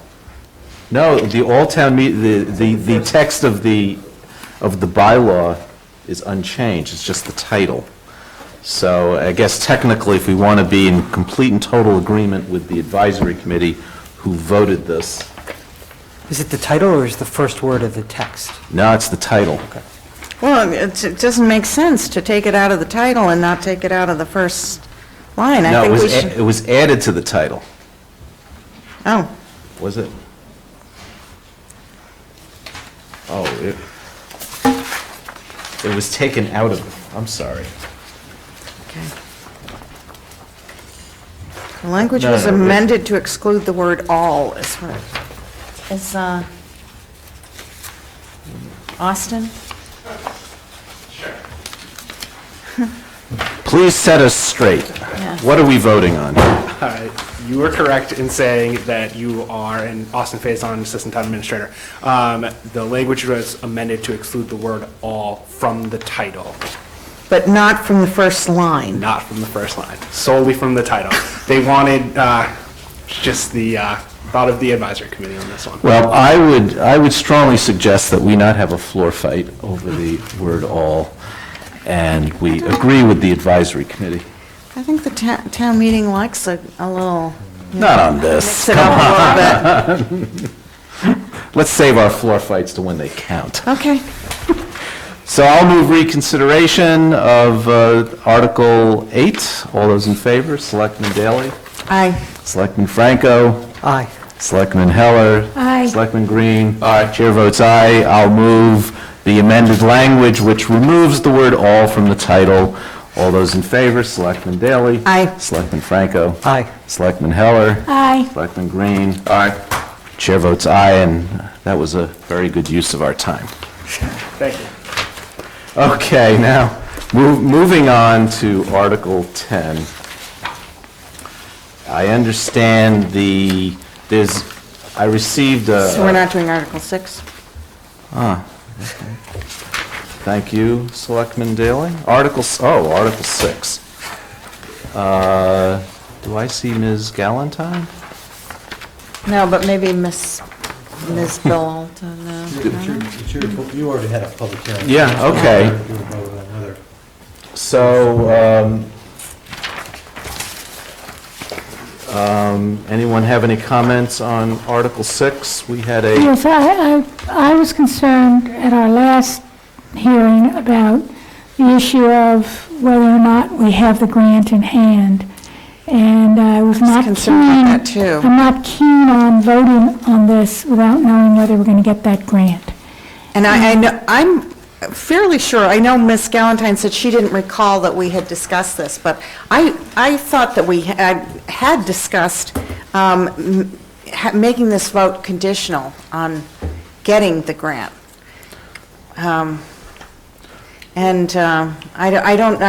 I would think that the town, I haven't had a chance to talk to the moderator, but I would think that that would be allowable because it's narrower than just granting the protection to the park, the Article 97, granting the protection to the park if we get the grant Right. is narrower than the current article, so I would think that the moderator might allow that. He might, and it certainly, if we were to move that, I would certainly want to run that by him. I'm even thinking this is a little premature. We're doing a number of land use surveys now. While I wouldn't, I believe Lars Anderson is kind of the crown jewel of our parks, and I'm not in any way suggesting we should be building, anything really on the parkland. We do have a school site study, and while that site study has placed a potential building on a piece of the property that's currently not used as parkland, but is included in the confines of the park, I would like assurance that if we were to proceed in that direction, that we knew exactly where the building was going to be. You never really know until you really get into design. Things can shift one way or the other, and the line in the map is very, very close to the projected building, and while that piece of it corresponds to a current preservation easement, I believe.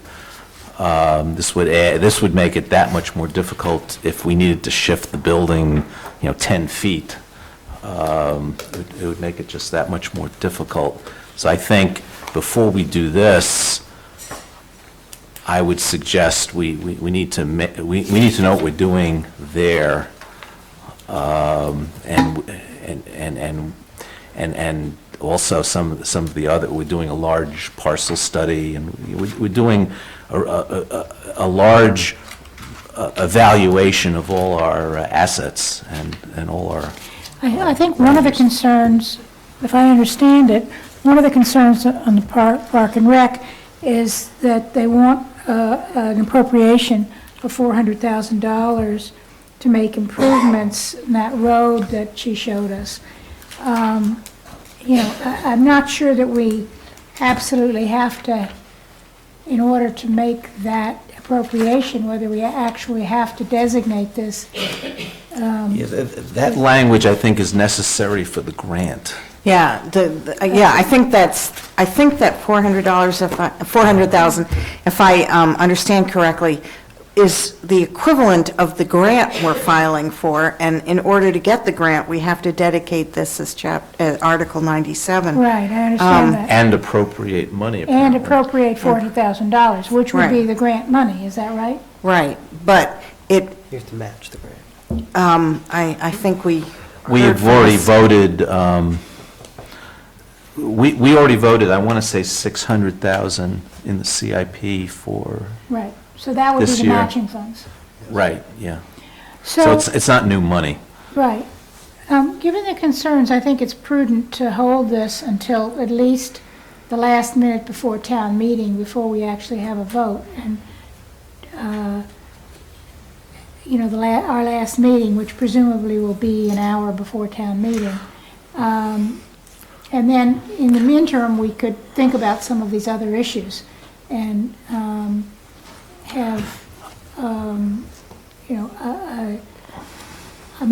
certainly not going to vote it. I don't feel that I should vote it if we don't have the grant in hand. I don't want to do that. I would just say, though, that by voting it just immediately before town meeting, we can't have any kind of write-up to hand Yeah. out, which, My thinking is that I'm going to just ask Austin when we would have to, what's the deadline for sending out a supplemental? No. It's typically a weekish before town meeting. I would have to check and get back to you on that. Yeah. I can't say for certain. A couple of options are we vote no action, no, have a write-up.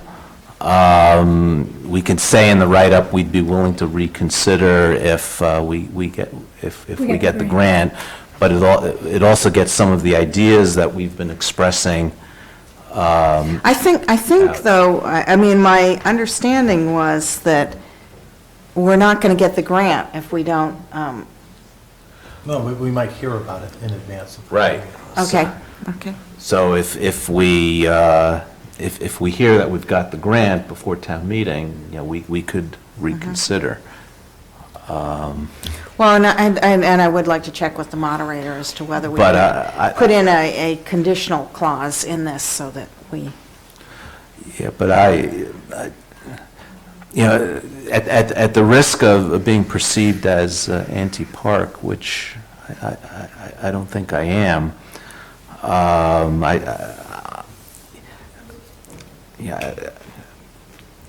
you know, a vote here a vote against this could be interpreted that, but I think we just need to step back and, you know, I think act prudently, given all these other land use studies that are going on, and maintain the flexibility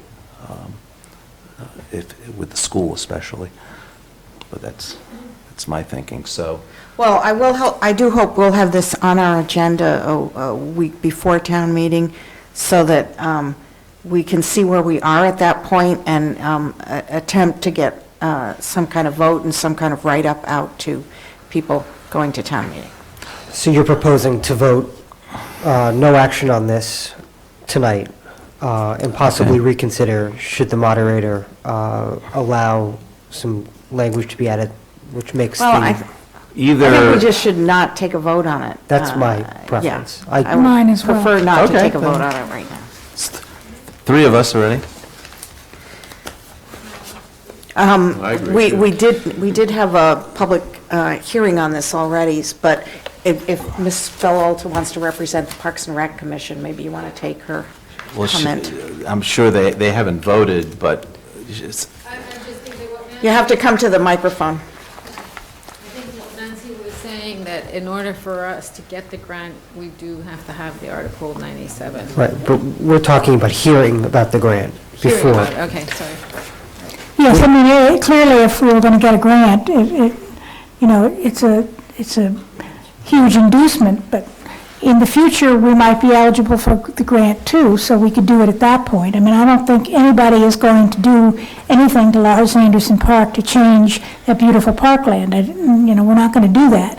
But I also want to use it as an inducement more than anything. Okay. well, we're going to hold it. Okay. Okay, let's move on to leaf blowers. Oh. One quick word. Okay, David Lescovier, okay, Mr. Lescovier. Town meeting member, precinct 11. I'm glad you're showing some reluctance on this. I would feel more comfortable about it if in the explanation it had been spelled out what the possible consequences. Right, thank you. Okay, Article 10, and there was a flurry of emails with one or more of which had some new language that the petitioners were proposing, and I kind of lost track of it. I think I think if I understood correctly, the most recent one is that they're not trying to ban all leaf blowers, but trying to ban the gas-operated leaf blowers, if I'm on the right version. Except for the town. Yes. But then, is Mr. Nangle here? I see him in the back. Yeah. Why? Since this is... So what's the current state of affairs? Want me to translate? Please. All right. This is really the result of a lot of conversations that we had with our constituents and other town meeting members who like the idea of a ban in theory, but think that generally speaking it goes too far. So we did a couple of things. One is we realized that we couldn't really deal with the town itself in the scope of this bylaw. So we just took them out completely. It's a budgetary issue, and it's really not within the scope of what we're trying to do. Some people are upset with us for doing that, but I had to explain to them the politics of it, and we just couldn't do it. The other thing that we did is we're keeping the current schedule. So there's still 2 months in the spring, still 3 months in the fall. The difference is no gas-powered leaf blowers.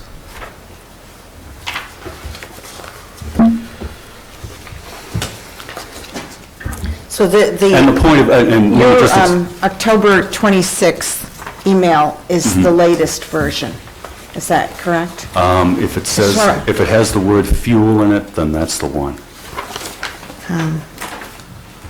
Fuel-powered. Okay. And the reason for that is that those are the most polluting, and they're also the most, they're also the loudest and the most obnoxious. The non-fuel powered leaf blowers tend not to be as powerful and Yeah, tend okay. not to be as loud.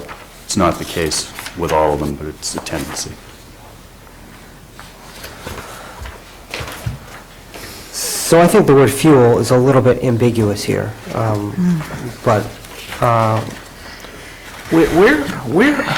Where are you looking? On the second Second page. page. We took that from another bylaw that we saw, and the reason was to roll in diesel or propane or any other fuel that could be used. We just didn't want to leave a loophole on it. Doesn't that exclude also electric leaf blowers?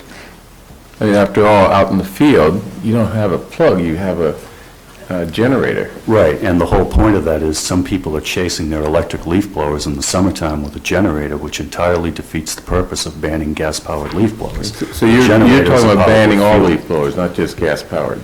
We're talking about gas-powered and any other fuel-powered. With an electric leaf blower, you can plug it in.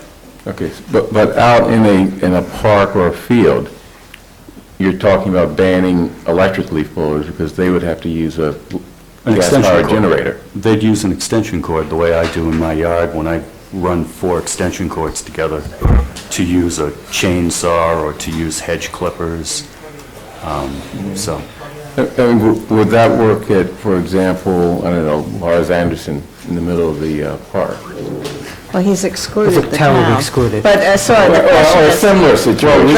well, we'd like to think that, that The nobody country would want to, that nobody would want to use a leaf blower at the, Or at the Pine Manor, Hudson what are they Park. going to do? I mean, they have a huge...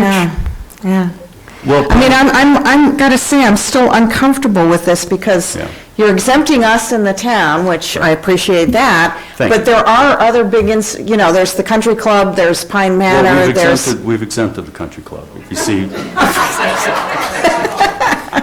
Wait a minute, I didn't see that. Why do they get an exemption? golf courses of 50 acres Oh, or I see. more. Okay. And the reason for that is if you have a putting green in your backyard, you don't get to call your yard a golf course, as much as I would like to call my yard a golf course. So I am going to vote no action on this article, and I'll explain why. So I spent several months of my life, along with Mr. Nangle, on the Selectmen's Noise Bylaw Review Committee, the report of which this board heard about, I believe, 2 weeks ago now. And I think there are some things in that report, some actions which can be implemented, which will dramatically improve the current situation with leaf blowers and address some of the complaints, the persistent complaints that we hear. And I think before we take some of these near-term, less invasive actions, it's premature to talk about an outright ban of gasoline-powered leaf blowers or propane-powered leaf blowers, any fuel-powered leaf blower. Or electric with a generator. I agree with Selectman Franco. I was concerned at our hearing about, I wanted to hear from the Board of Health, and I know you presented evidence that, these are detrimental to the general populace, but apparently the Advisory Council on Public Health has not agreed with that. They do agree with the fact that these could pose an occupational hazard to the people who work them, and I presume that's landscapers and their employees, as well as homeowners or business owners who use leaf blowers.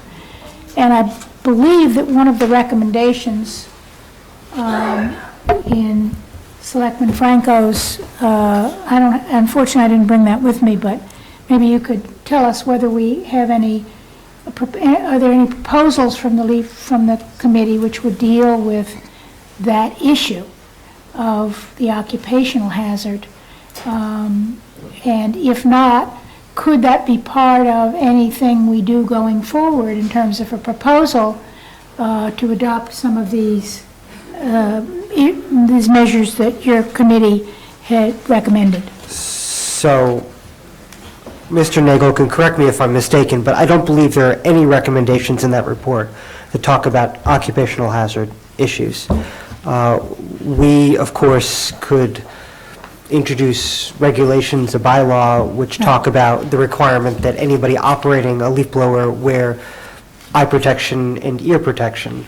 But we as a group would have to sort of figure out what we were comfortable doing. Right. There's nothing in the report right now. Well, Except for educational proposal to include an educational component, Correct. which I think is important. And I think the Advisory Council on Public Health obviously has some data about this, so, because they're the ones who made the recommendation. So I think that I would be very comfortable going forward with the recommendations that Selectman Franco's committee came up with, and adding to that some recommendation, and I'd like to talk to the head of our health department, Alan Balsam, and the council about what they see as a sensible, not only education piece, but also some recommendation that people wear some sort of mask and protect eyes and ears, et cetera. So I think that's the way I'd prefer to proceed. I don't think we should ban them at this moment, but we should implement these other things in an effort to address some of the issues and the problems. Selectman Daley, sorry. Nancy, right.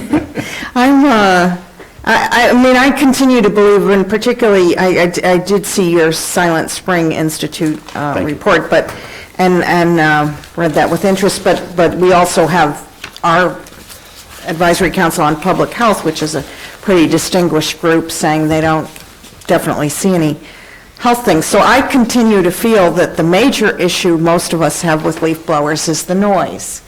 And that I think Selectman Franco and the report that all of you worked on to get better education out there about the fact that we require these lower decibel machines, and to try to get better enforcement to see that people stick with the lower decibel machines is really the way to go here. I feel like it's, for us to say that, well, the town can use them, but Pine Manor can't. Or, the Wheelock, or well, he did exempt the golf course, so they were out. But there's a lot of big properties in town, and we're using them at our schools, at our parks and things. So it's I'm not comfortable saying. I think we need them, and I'm not comfortable saying we can use them and nobody else can. Yeah, I agree. I'm not going to talk. That's before you spoke. See what you do after. Yay, Bernard's going to. Okay. I agree. I think that the proposals from the committee that Selectman Franco was a member of go a long ways towards addressing a number of the issues in terms of educational efforts on part of the town, as well as to the extent that we can do it on our own, regulatory action by the board. And then we can look at possible town meeting action later on. But I think that starting off with what Selectman Franco has proposed makes a lot of sense. It disrupts, various businesses here in town to a lesser degree than a full ban would be. And I just think there are just too many problems with the idea of a ban of gas-powered, which means all electric powers and powered leaf blowers in large plots, excluding, the town, excluding the golf course, et cetera. I mean, I just think there are just too many problems there, so. Thank you, and I agree. So I'm going to move a no action recommendation. All those in favor, say aye. Selectman Daley? Aye. Selectman Franco? Aye. Selectman Heller? Aye. Selectman Green? Aye. And the chair votes aye. But I do want to say, it's because I suspect at least some of the people clapping may be in this business, and this is going to come up again before a town meeting, and you're going to have to spend your evenings here with us. So get the word out that we do require the lower decibel machines, and spread the word to your colleagues to please And respect the comply with dates. that. Yeah. Okay, so Article 11, there's been some movement there too, and I'm looking for the advisory committee's language.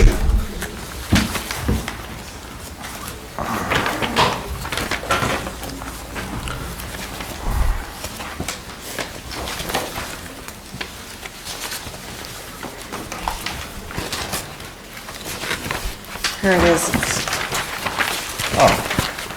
It's in the tiny print. So this is actually, this is actually a proposal that originated with me before the subcommittee, and then the advisory subcommittee did some tweaking of the exact language. So what this is doing is leaving the dates of the existing ban in the bylaw, or the existing dates of allowed use, but then it adds a provision that allows the Commissioner of Public Works to allow the use of leaf blowers after storms and other such events where it might be useful to use leaf blowers outside of the allowed dates, such as in August, we had that horrible hailstorm, and there was a lot of leaves and tree branches down, and leaf blowers would be useful.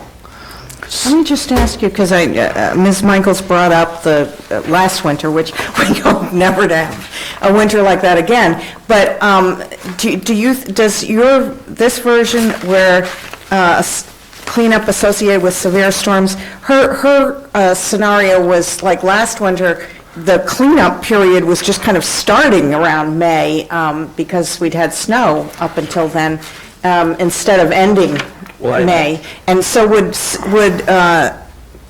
cleanup associated with severe storms allow the commissioner to extend, because not necessarily one storm, but a long period of storms or snow on the ground kind of thing?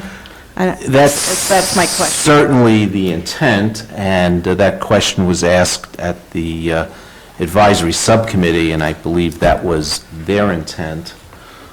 So it seems to me, if that's our intent and this wording leaves it ambiguous, we should think about whether that wording should be adjusted. Well, this wording mirrors the wording in the snow removal bylaw. Yes, and that was where it was crafted from. Yeah. So I think the answer to Selectman's daily question is actually no, that's not the intention of this language. The intention of the language is to deal with singular storm events and the cleanup from that, not the prolonged winter. But I think it was the intent of the drafter. Okay, how about if we add this? After severe storms or an extended snow season. gives the commissioner some leeway.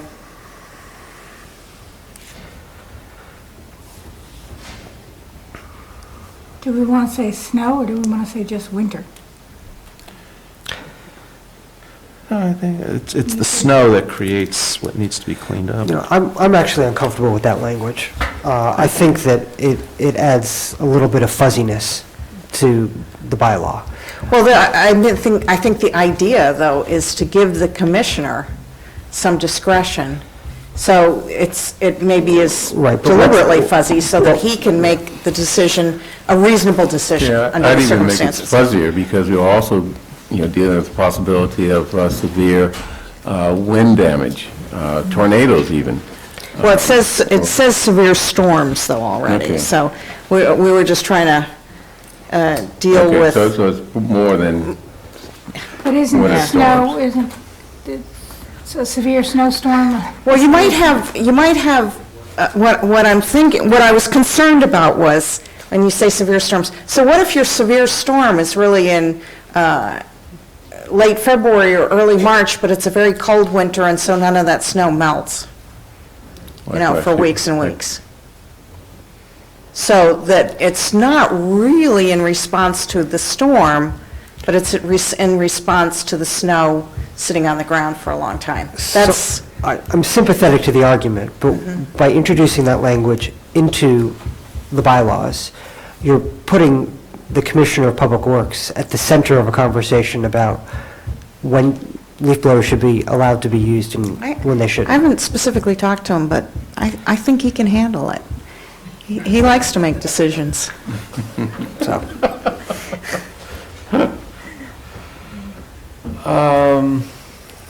We can take my amendment separately and allow Selectman Franco to vote against it.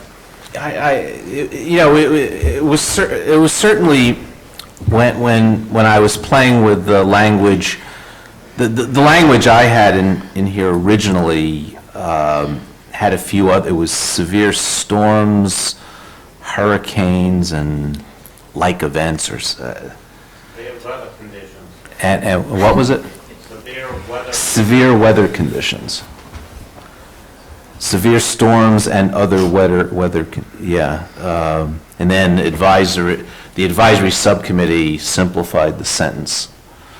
I guess if you put in severe weather conditions, that would cover that Severe extended storms snow. or other weather conditions. Yeah, okay. I'm happy with that, because that gives him,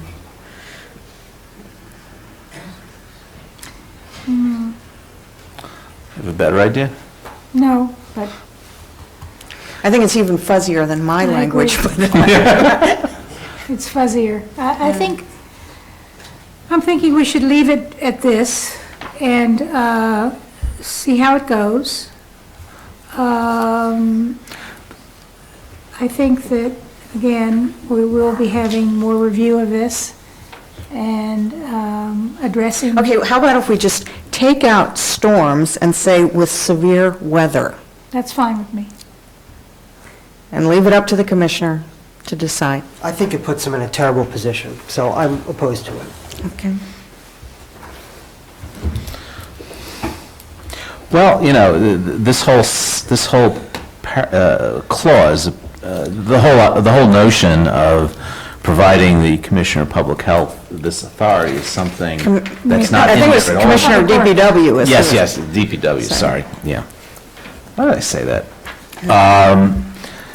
It's a whole new authority from what he has now, and to me, this was kind of a pressure relief valve, so to speak, Right, so to put it here. I'm fine if it mirrors the authority he has for snow removal. So there was a bad storm, we need to use leaf blowers because there were a tremendous number of limbs down. But the concept of allowing him to extend the period that leaf blowers can be used for weeks or maybe even a month seems a little too expansive. but how would you deal with what happened this year? Where in fact, it was extended for months. Yeah. For- There was snow on the ground until all through Almost April into May. So you couldn't have done your cleanup. Because you can operate it between March 15th and May 15th, so. Right, but I'm saying it would have been hard for, they don't have just one client, they have a bunch of clients. They can't go out and do everybody So I'm saying on a year where you have snow on the ground until May, or close to May, it's hard for them maybe to get their job done. I'm sympathetic to the argument, but, the bylaw is supposed to be black and white, and I'm willing to give it a little bit of gray for single events. But the concept of extending for a prolonged period of time is just not appealing to me. So we're going to disagree on this. Okay, do you want to set like a time limit for how much you could extend? I'm going to state what some may think is a silly reason for leaving the language the way it is, but I'll say it anyway. The political argument that advisory has voted this thing 20-0, and I don't think I want to have another meeting come about leaf on. blowers. Come on, you don't have to roll over every time the advisory committee says something. We can have our own decision-making authority here. We certainly can.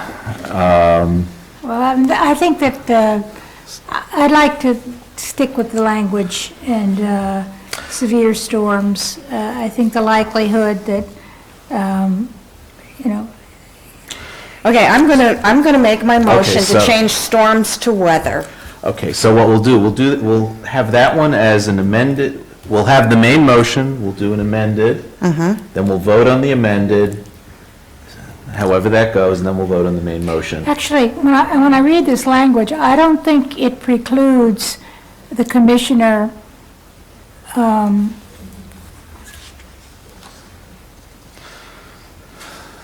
waiving the limitation.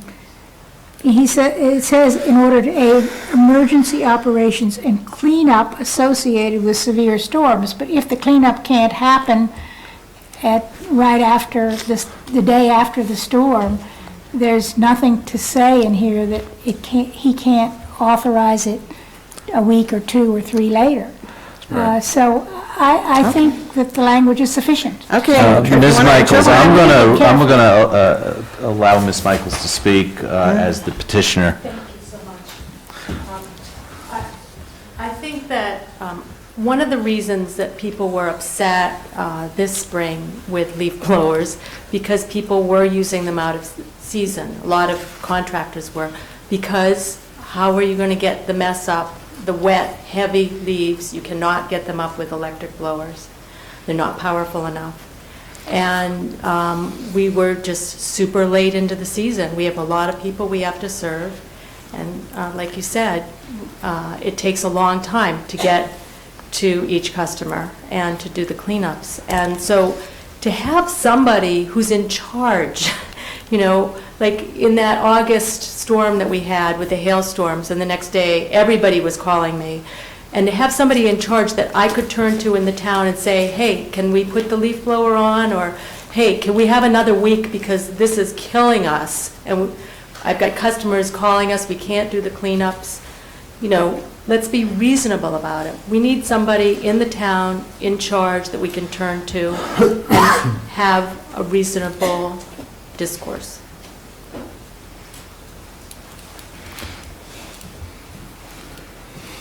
Okay, so I'm going to... Okay, I'm willing to withdraw my amendment as long as we say in our write-up that we think severe storms would allow the commissioner to deal with the situation we had this spring. I'm willing to say that. And August. Well, August is clear, because that's a discrete event. Okay, so I'm going to move the advisory committee language, that's on our page 12-7, and that would be a favorable recommendation on the advisory committee language. All those in favor, say aye. Selectman Daley? Aye. Selectman Franco? Aye. Selectman Heller? Aye. Selectman Green? Aye. Chair votes aye. Okay, thank you. Moving on to Article 16.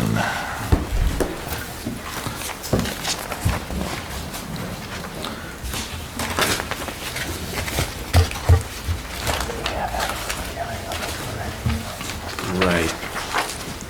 We've had a public hearing on this one, and I know there's been some activity. I asked Mr. Sandman to join us so he could fill us in a little of some of the activities at the advisory committee on this to help us, inform us.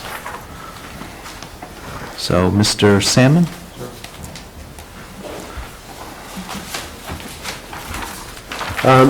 Thank you very much for the chance to tell you what the advisory committee's done. Selectman Davis, I'm sure that you won't just roll over for the advisory committee, on which I note that all 5 of you have served. We do have, the advisory committee amended the motion partly in hand-in-hand with the petitioner, and then we cut some additional language out, some whereases out, although substantively we didn't change the motion very much. And I actually have copies of our amended language, if that would be helpful for you. Yes, it would. Yeah, I don't see it here. I don't think we have it.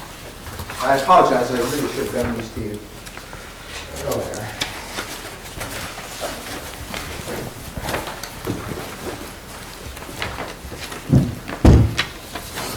there. And I believe what you'll see there, it certainly is very considerably changed from the original motion, but it's very much, with the exception of taking out, I think, 3 whereas clauses, the substance of the motion is essentially as the petitioner refined it for us. So I'll give you a moment to peruse that.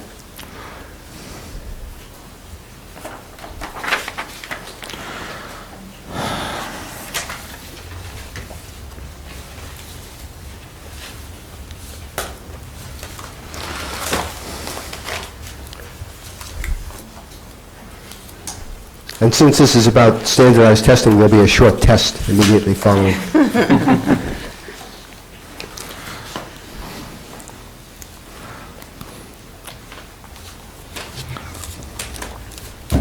I'm going to just say, reading your language, I don't mind if they would use the test as one element of deciding whether a person could graduate, but I think just using it as the gate, the bar, Yeah.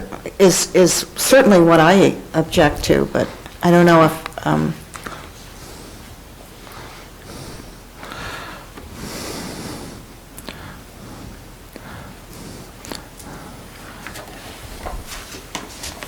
So, and you guys spent 2 hours on this, I hear. Well, actually, we had about a 2-hour subcommittee hearing, the school budget subcommittee, and then we probably spent another hour in a subcommittee hearing, and then about 2 hours, maybe an hour and a half in discussion at the advisory committee. So we have run this out pretty thoroughly, I think. it's trying to influence me to just go with what the advisory. Well, why would I ever suggest It's a split Oh, advisory they said committee. no action. They couldn't make up their mind. Oh, they couldn't make up their However, you'll note that the advisory committee voted essentially 9 in favor of the Article 10 opposed and 2 with 2 abstentions. Oh, So okay. it was very much I can explain to you. Perhaps if I go through the report, perhaps that would be the best way I to don't do it. think you have to. Well, I was going to read the whole report. It's altogether too long. But it relates to putting Brookline on record to support House 340, and House Bill 340 would define high-stakes testing and put a moratorium on high-stakes testing to determine whether a student can graduate, to used in an educator's evaluation or in the assessment of a public school or school district.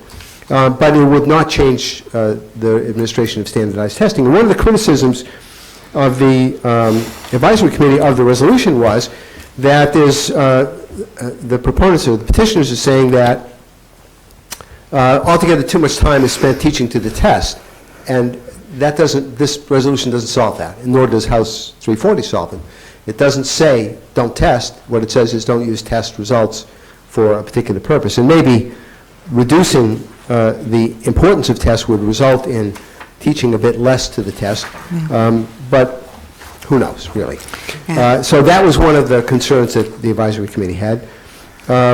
Another was the issue that Selectman David you raised, whether this is appropriate for an appropriate evaluation for students. Opponents felt that testing is an appropriate way of determining whether students should be awarded a diploma.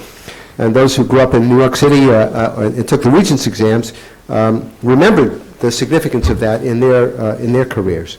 On the other hand, it could be, advocates felt that it could be unfair to individual students, certainly, and that students shouldn't be punished for what is essentially a systemic failure. That is the failure of some urban school systems to do a particularly good job. And the advisory committee's conclusion about all of this was, this doesn't matter for Brookline. You could take standardized testing and completely bring it to a halt. But the perspective that we had was not a Brookline perspective, at least for most of the debate, but rather what's good for the Commonwealth of Massachusetts as a whole, because this would apply to the state as a whole. And so finally there was a question about why there's a moratorium. In addition to a task force, why not just continue to administer the test and use the test for high-stakes testing while the task force that's called for by House 340 is put in place. The advocates felt that there were two clear benefits to the moratorium. The fact that there's enough motive to convene a task force is an indication that we ought to be questioning what's being done with tests. And the moratorium will allow not just for study, but will pause the transition to the PARC test, which in fact Brookline has not moved towards, which has significant drawbacks. And in fact, the State Commissioner of Education said he would prefer something like an MCAS 2.0, I think was his phrase, that would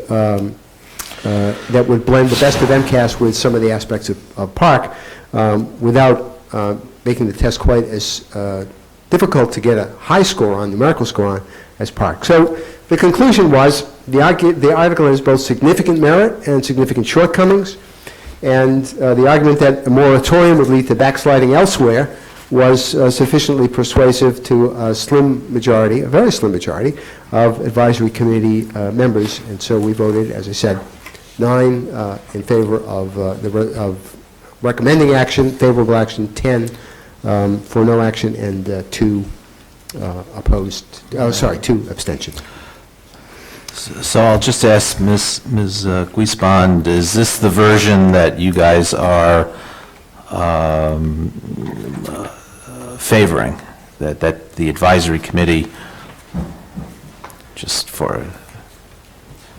I mean, I don't, if removing the 2 whereas clauses is going to move it through and make everybody feel more favorably inclined, I'm okay with that because it doesn't change, as Mike said, the substance of the resolution. But if all things being equal, I like the whereas it's being there. I'm sorry, all things being equal, what? I like the original version with the whereases included. So, if anyone is so inclined, you can move the original or you can move this. I personally, I think I'm kind of with the majority of advisory, but not... Oh, the majority of advisory, huh? Interesting. Okay. I'm kind of, to me, it's not reducing the testing burden. Can I speak to that? No, because we're discussing amongst ourselves. Sorry, and it's getting late. And I'm kind of buying into some of the arguments that ex-selectman Benka has given us, that in places like Boston, these are useful tools and enforces certain standards, And while Brookline, I think, doesn't need it, there are other communities that do, in my view. So, yeah. Yeah, I'm not with you. I'm with the minority of the advisory committee, I guess. I feel that I did read the material that former Selectman Benka submitted, and it's interesting material. But I'm kind of the opposite of you saying people weren't looking at Brookline, saying it didn't matter to Brookline and looking elsewhere. I feel the opposite way. I actually feel that all this testing is not just neutral for our school system, but bad for our school system. And, we've been told before, and like on charter schools, the same way, well, you have to vote for it because it's good for Boston, even though we think charter schools are not good, and they undermine the public school system, and they take money from our school system. I mean, similarly with this testing, I don't feel like, I think I've seen negative influences on our curriculum, and I see a lot of, I think, unnecessary stress on students, and I don't think that they add to our system. So I think it's more than just neutral here. I think it's bad here. So I'm going to vote with. I don't mind voting either for the original version or the I will. Okay, I'll vote for the advisory committee version, Mike. I'm going to agree with Selectman Daley. If it's good for Boston or other communities, which I have some reservations about, but if it's good for those communities, let it be in those communities. It doesn't have to be in communities that it doesn't work for. The one size doesn't fit all, in my view. I said that last time. And so I'm not going to support it. I also don't think it's good to put this kind of stress on students. And I have my doubts that it's, Selectman Benka did give us some very interesting material, but to me it wasn't conclusive. It's not, there's no actual definite correlation between the dropout rates that have decreased and the test. The problem, I'm sure there are many other factors over that period of time, including curriculum changes and et cetera. Pardon me? The economy. Yeah, that can make a big difference. So I'm going to vote to support, I'll support the advisory committee version as well. I'll support the advisory committee language as well. I think Selectman Daley and Selectman Heller have articulately said the reasons why this resolution should pass. The only thing I'll add is the language doesn't preclude any testing. It simply says it shouldn't be high stakes in nature, so it shouldn't be sort of the gatekeeper. I'd like to support the advisory committee resolution because I think it's better than the original one. I think there's a lot of, language in the original one that is just unnecessary surplus that expresses opinions that some people have, but doesn't really add to, the real content of what you're doing here. I guess the other thing I'd say is that the issue of whether high-stakes testing is good for Boston affects Brookline. I mean, when you have high-stakes testing, which is precluding number of students from graduating, where do those kids go? When they go into a pipeline to jail, and the road they take to that jail is through Brookline. I mean, it's one way of looking at it, but the point is that those are our kids in Boston, and we should be concerned about the effect that this high-stakes testing.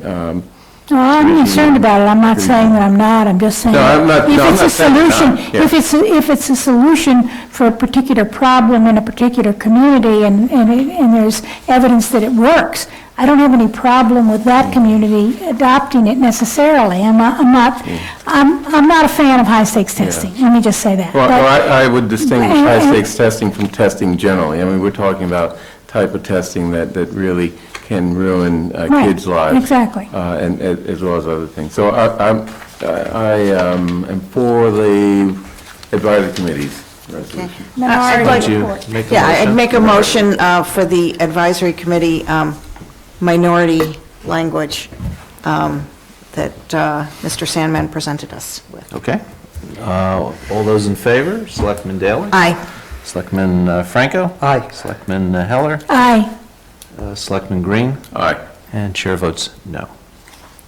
So 4-1. Thank you. And the last one is Article 18, resolution concerning town workforce diversity. And this is one where there's been a flurry of emails, and I lost track. So, Marilise, why don't you tell us where you are? Okay. First of all, do you all have the version that is dated today, 10/27, which I sent out 10:27 a.m.? late afternoon? And if not, I made extra copies. 3:45 p.m. Yes. Yeah, we got it somewhere. Got it. I lost it. You want 3:45 p.m.? 10, today's date, 10/27, in the upper right-hand corner. Oh, no. Oh, yeah. No. No, I don't. So it's in our packet. It was in our Yeah, packet, yeah. yeah, on the desk, I guess. Well, that would mean that your packet got updated today. Well, the late stuff on today. the desk is the stuff we pick up as we're on our way in. Okay. Okay, it has a 10:27 Oh, yeah. in the corner.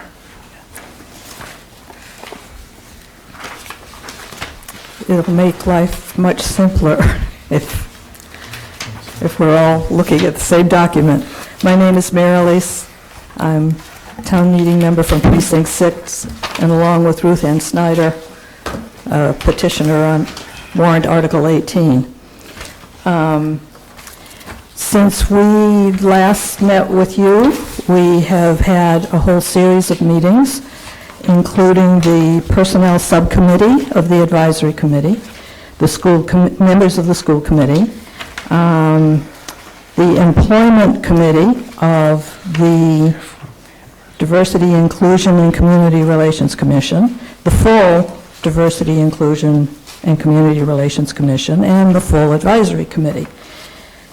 This has been through about 8 iterations as a result, but I think you will see that the changes are not particularly major for the most part until you get to the first, therefore be it resolved. And this is, Much of the language. Town council's office has weighed Yes. in, and this is, Yes. some of her changes were Yes. adopted. Yes. Okay. I will, one in particular that is different, makes it different from the advisory committee version. You recognize that much of the language was in fact what you gave us that Selectman Green had presented the last time. We've also added one whereas that refers to the Commonwealth Compact of Massachusetts, since this in many ways reflects the same goals. The Diversity, Inclusion, and Community Relations Commission specifically asked us to add American Indian, and did not like the gender-neutral Latinx, and so that has become Latino/A.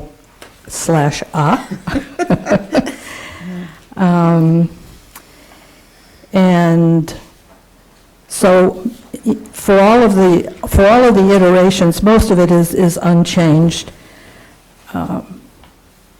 And the first, now therefore be it resolved that the town of Brookline is committed to seeking a diverse pool of available workers as it moves toward the goal of having all town departments at all employment grade levels reasonably reflect the racial diversity of Metro Boston. I guess probably the noted change from the advisory committee is that we have swung around, it's a very subtle change, but it's actually legally significant.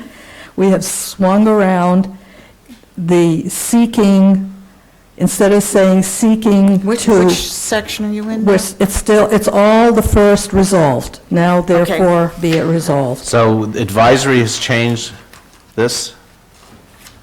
Or are you reading from? Yeah, hers is different than advisory, and she's Ours trying to is tell us different what from the change is, advisory. what the I difference think is. your original packet had the advisory version in it, I think it... perhaps? Correct. Okay. So this is identical to what the advisory committee passed, except for the first resolved.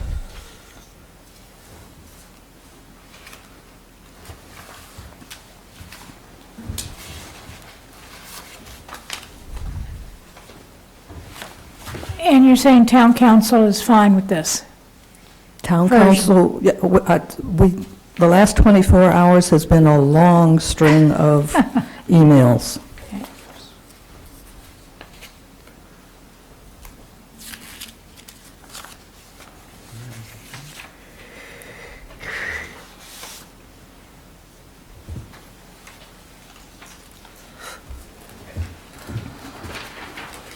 Okay, so I'm going to ask Bernard to comment on the difference, because I think this is sort of what town council, so hers says seeking a diverse pool as it moves toward the goal of having all town departments at all employment grade levels It's just a reasonably change- reflect Yeah, it's just versus... changing around the order, and I think that the intent was to make it clear, or more clear, that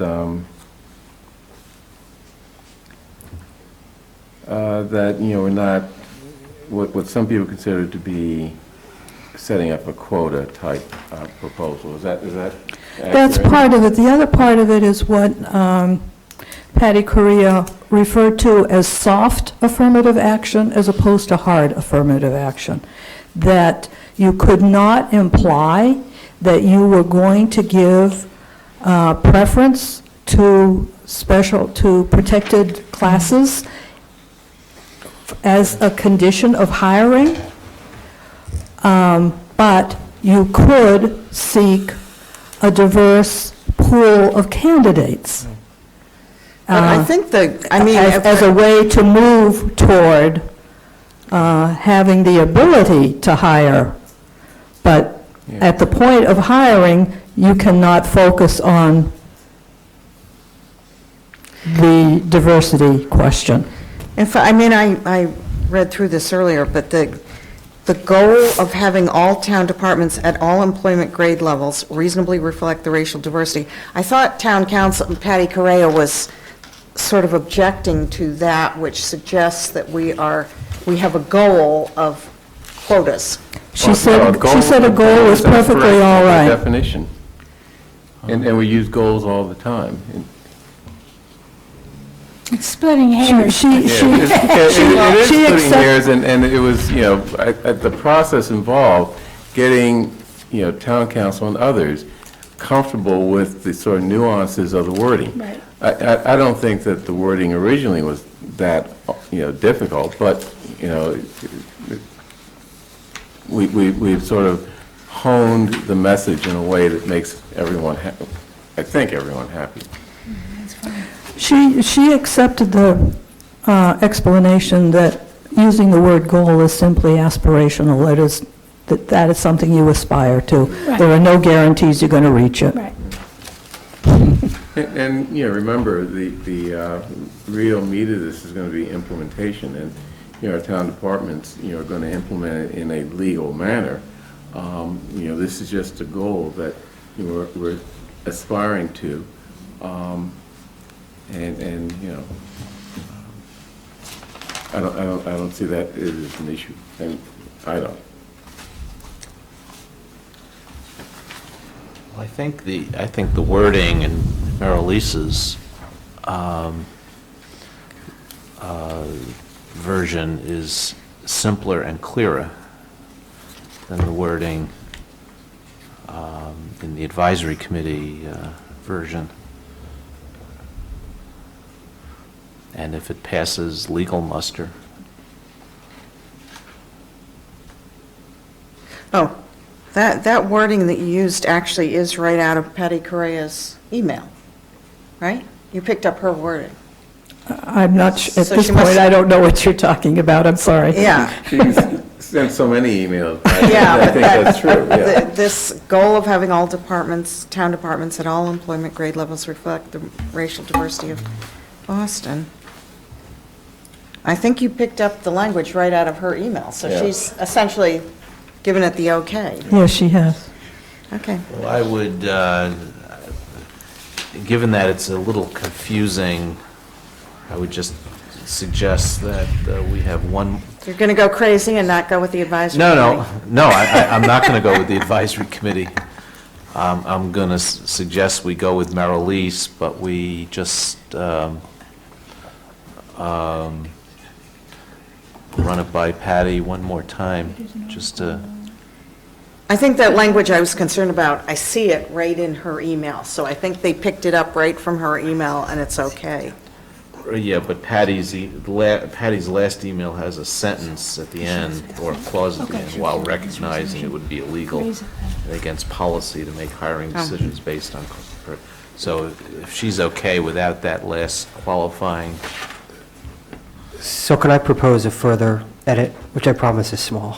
Okay, go for it. I am in the last whereas clause, second line from the conclusion of that clause. I propose that we strike the word warrant article and replace it with the word resolution.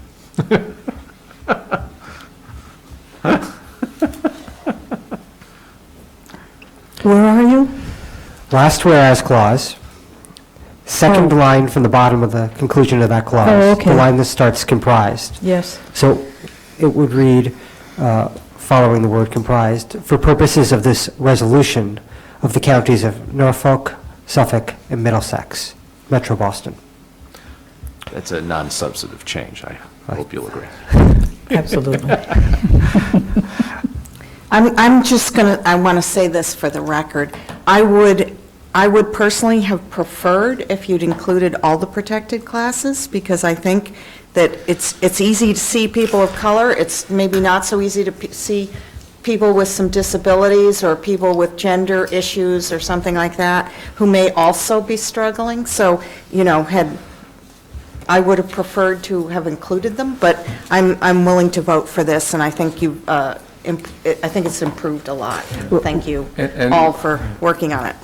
And I think adding a broader category of people under this resolution probably would be outside the scope of the original resolution. Yeah. But I'd also like to applaud Marylise and Ruth Ann for the work they've done. I know it's been a big, big task to go to all these meetings, struggle with all these people's various views, including mine, and attempts to come up with nuanced language in order to address various issues. And you pursued this with patience and I think with a good outcome. So I applaud you for that. So. Thank you. Bernard, you want to make the motion? I move that with the change proposed by Selectman Franco with respect to the last recital, whereas clause, that the motion before us from Marylise and Ruth Ann Snyder be adopted by this board. On the 1027. The 10.7. With a recommendation of favorable action for town meeting. All those in favor, Selectman Daley? Aye. Selectman Franco? Aye. Selectman Heller? Aye. Selectman Green? Aye. And chair votes aye. Thank you. Thank you. Okay, we have board and commission appointments. Mr. Kleckner. Yes, Mr. Chairman.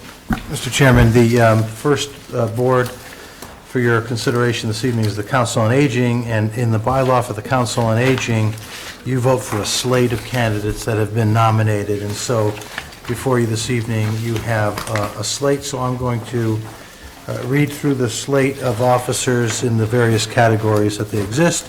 So the first grouping is reappointments of existing Council on Aging members, and they are Judith Chason, Philip Fullerton, Agnes Rogers, Miriam Sargan, and Muriel Stark. All those in favor of that grouping, say aye. Aye.